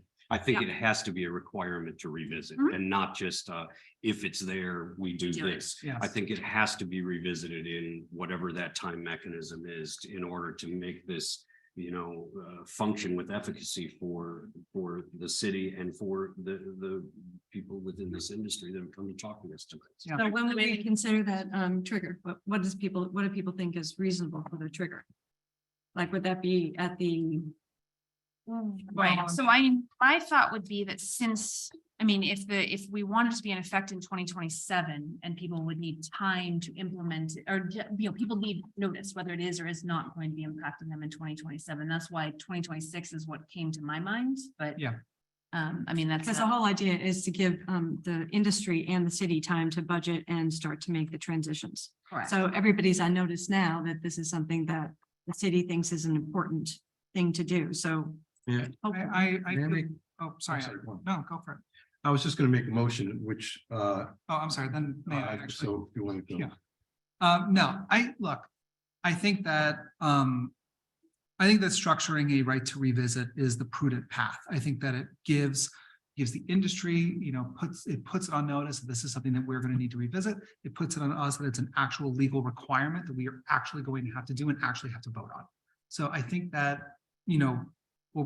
I think that putting in a requirement like this is a prudent thing, and it doesn't really remove from any of the goals that are in this ordinance anyway. And that way, we can do so and do so collaboratively and make sure that it doesn't feel like we're pushing down on the industry, but instead working as partners, And which it is all also- we've ever intended to do. Right, it also gives us time to do the workshops and to do Absolutely. public outreach and all of that stuff. So I have a question, and possibly a motion. The question is, obviously, it's going to be very difficult to come up with language now so the question is, if we were to vote on this to go before the Common Council, can amendments be submitted at that meeting? Or would this have to go back to a public? Yeah, Brian, can you help public us with hearing? that? Just about whether or not, I don't know whether it's a substantive change because the ordinance stays in effect. If we're talking about breaking this thing up the way that, if I understand you guys correctly, to me, it sounds like a substantive change. Well, we're not talking about breaking it up. We're talking about putting in a requirement to revisit the dates. Right, like rather than have it go into effect on a certain date, it requires, the burden becomes our burden to revisit the issue prior to the thing becoming effective. So all you're talking about right now is instituting a sunset provision? In a way, I mean, I'm not sure. Ostensibly, That's- yes. Yeah, it's not really a Essentially, yes. sunset, but it's really a revisit. Well, but he's right that in essence, it's sort of, it's sunsetting. and It could be. Letting an obligation. Right. It could be a sunset, I guess. It could be a sunset, it's whatever you want to call it. I like to call it a sunset provision. If all you're doing is including a sunset provision, then I don't think it's a substantive change. We've made greater changes without having to revisit at a public hearing. If that's all that we're doing, then yes, that would be sufficient. And would we do it under 3? Would we add something in, because that's where the dates are, or would we do it with the just at the effective date of the? Yeah, I would do it with the effective date Yeah. personally. Yeah. I feel We're like- talking about at the end, yeah, the effect, I think, I'm in agreement. I think that if you're gonna do a sunset provision or whatever, right to revisit or whatever you want to call it, it should be in section 8 at the bottom. Okay, that's what we thought Section too. 8 at the bottom. And then, but how would we, I guess what we could do is have Ed make a motion to say that this whole ordinance is basically is subject to a rehearing in, is that how we would do it, a rehearing? Yeah, in- I'm not sure what the language would be, but I'm just, as long as we can submit an amendment when this thing is considered by the entire Common Council, with the right language. Are we looking at, here's a question is, are we looking at the ordinance as a whole, or are we looking at section 3 prohibition on the operation of internal combustion leaf blowers? I think we're looking, that's oh, the I see what question. you mean, yes. You That's see what what I'm I'm saying? saying. So Between 3 and it's section 3, not section 8, Yeah. because the ordinance as a whole would go into effect, but section 3 would have a sunset provision. And that's the question, Brian, Yeah. whether that's substantive. But see, I would say if you look at section 8, it already says except as provided in subsection 3 and 4. So Right. I would just Okay, do there you go. so I would just basically build on that carve out Yeah, there. okay, yeah, that's right. So so if we can come up with language between now and the council meeting, which would be when, if this were Tuesday. Tuesday. Well, I mean, my we can do it my right now. preference is To test the language. test the language and to table this, and I realize Well, that we would that's, have to vote for this. We would have to vote for this ordinance to go to common council, and then a common council would make the amendment. right, so. Yeah, so we vote to say, we need to vote right now to say, we'll take this to common council, and then the entire council will consider it. And we could make the amendment to that language at that time, right, Brian? Yeah, as long, again, if all we're talking about is the sunset provision in section 8, an inclusion of a sentence or two, then it's not a substantive change, because all you're doing is saying a part of this might not go into effect unless the council revisits it and says that it should proceed forward, or it could be cut off. Yes. We're not saying, we're not changing it and starting to talk about lawn mowers and hedge clippers and whatever else you want to talk about. We're not adding stuff in. We're just saying this could go away.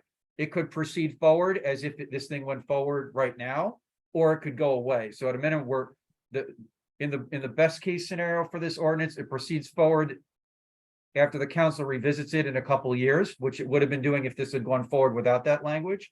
And in the worst case scenario for this ordinance, everyone looks at it 2 years from now, whatever date that you guys decide, and say, it's not ready for prime time, so it's this section isn't going to go forward. And so it's not like we're adding something, it could be removing something, and that's not a substantive change. Could I Okay. just, My could I just thought- my- propose language right now? I mean, If you have proposed language, Yeah, but my thought actually was that this would sunset unless we said it would. Right. So can I just give you my proposed language? yeah, let's Let's hear it. So if you look at section 8, it says, except as provided subsections 3 and 4, this chapter shall be effected on September 1st, 2024. So I would add, provided that subsection 3 shall take effect only if by September 1st, 2026, the council has affirmatively voted by majority or has affirmatively voted by a majority vote to implement section 3. Did you catch that, Brian? I got most of it. I did not get all of it, so we could probably go over it again. That'd be great. Yeah, try it Yeah, another sure. time. Okay, so I would say, yes, so, adding to exactly where we are, so provided that subsection 3 shall only take effect Yep. if the council has affirmatively voted by September 1st, has affirmatively voted by a majority vote as of September 1st, 2026 to implement subsection 3. All right, let me read that back to you.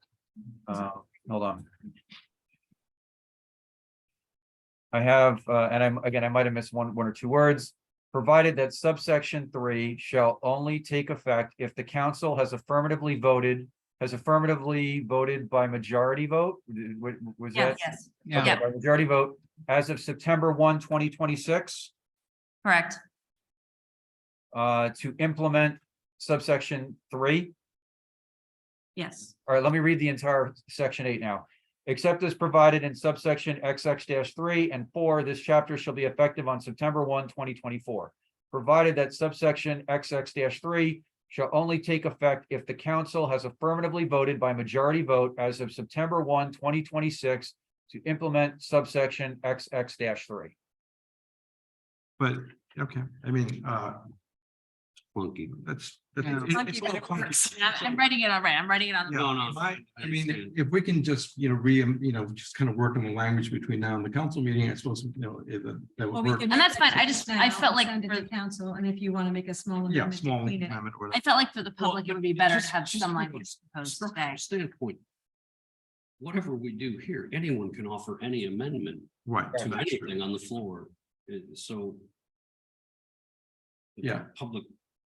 Public hearing question is kind of moot, isn't it? Right, well, we have to finish the public, we Yeah, finish the all public hearing on it, Okay. so that's the idea of it. Yeah. Okay, so shall we, with the amendment that Mr. Camacho and Ms. Nadolski-Eitner just prepared and just offered, is there a motion on the floor to send this ordinance to common council for consideration? Lisa, hold on one second. if you take a look at XX-4, it says in yellow, effective September 1, 2023. Do you want that removed? No. No, No. that's effective immediately because Okay. that is the safety features. Okay. So, do you want to put that, I mean, do you want that to remain in though, effective September 1, 2023? Yes. All right, so I think we just shouldn't have it like effective 1 September 2023. We should probably add language at the end of section 4 saying this section shall be effective as of September 1, 2023. That's fine. That's the same Yes. thing. But yes. Oh, wait, yeah, because we said September 1, 2024. Yeah. No, That's you correct. It have- should be 2023. You're right. That's a typo, right? That says 2024 and not 2023. Yeah, No. so- Wait, Four- Three and what? 4 are both carved out. 4 is Right. carved out because it's early. Oh, yeah. No, you're right. You're right. Sorry. Absolutely right. Yes. So what are we, are we having shall go into effect for section 4 or no?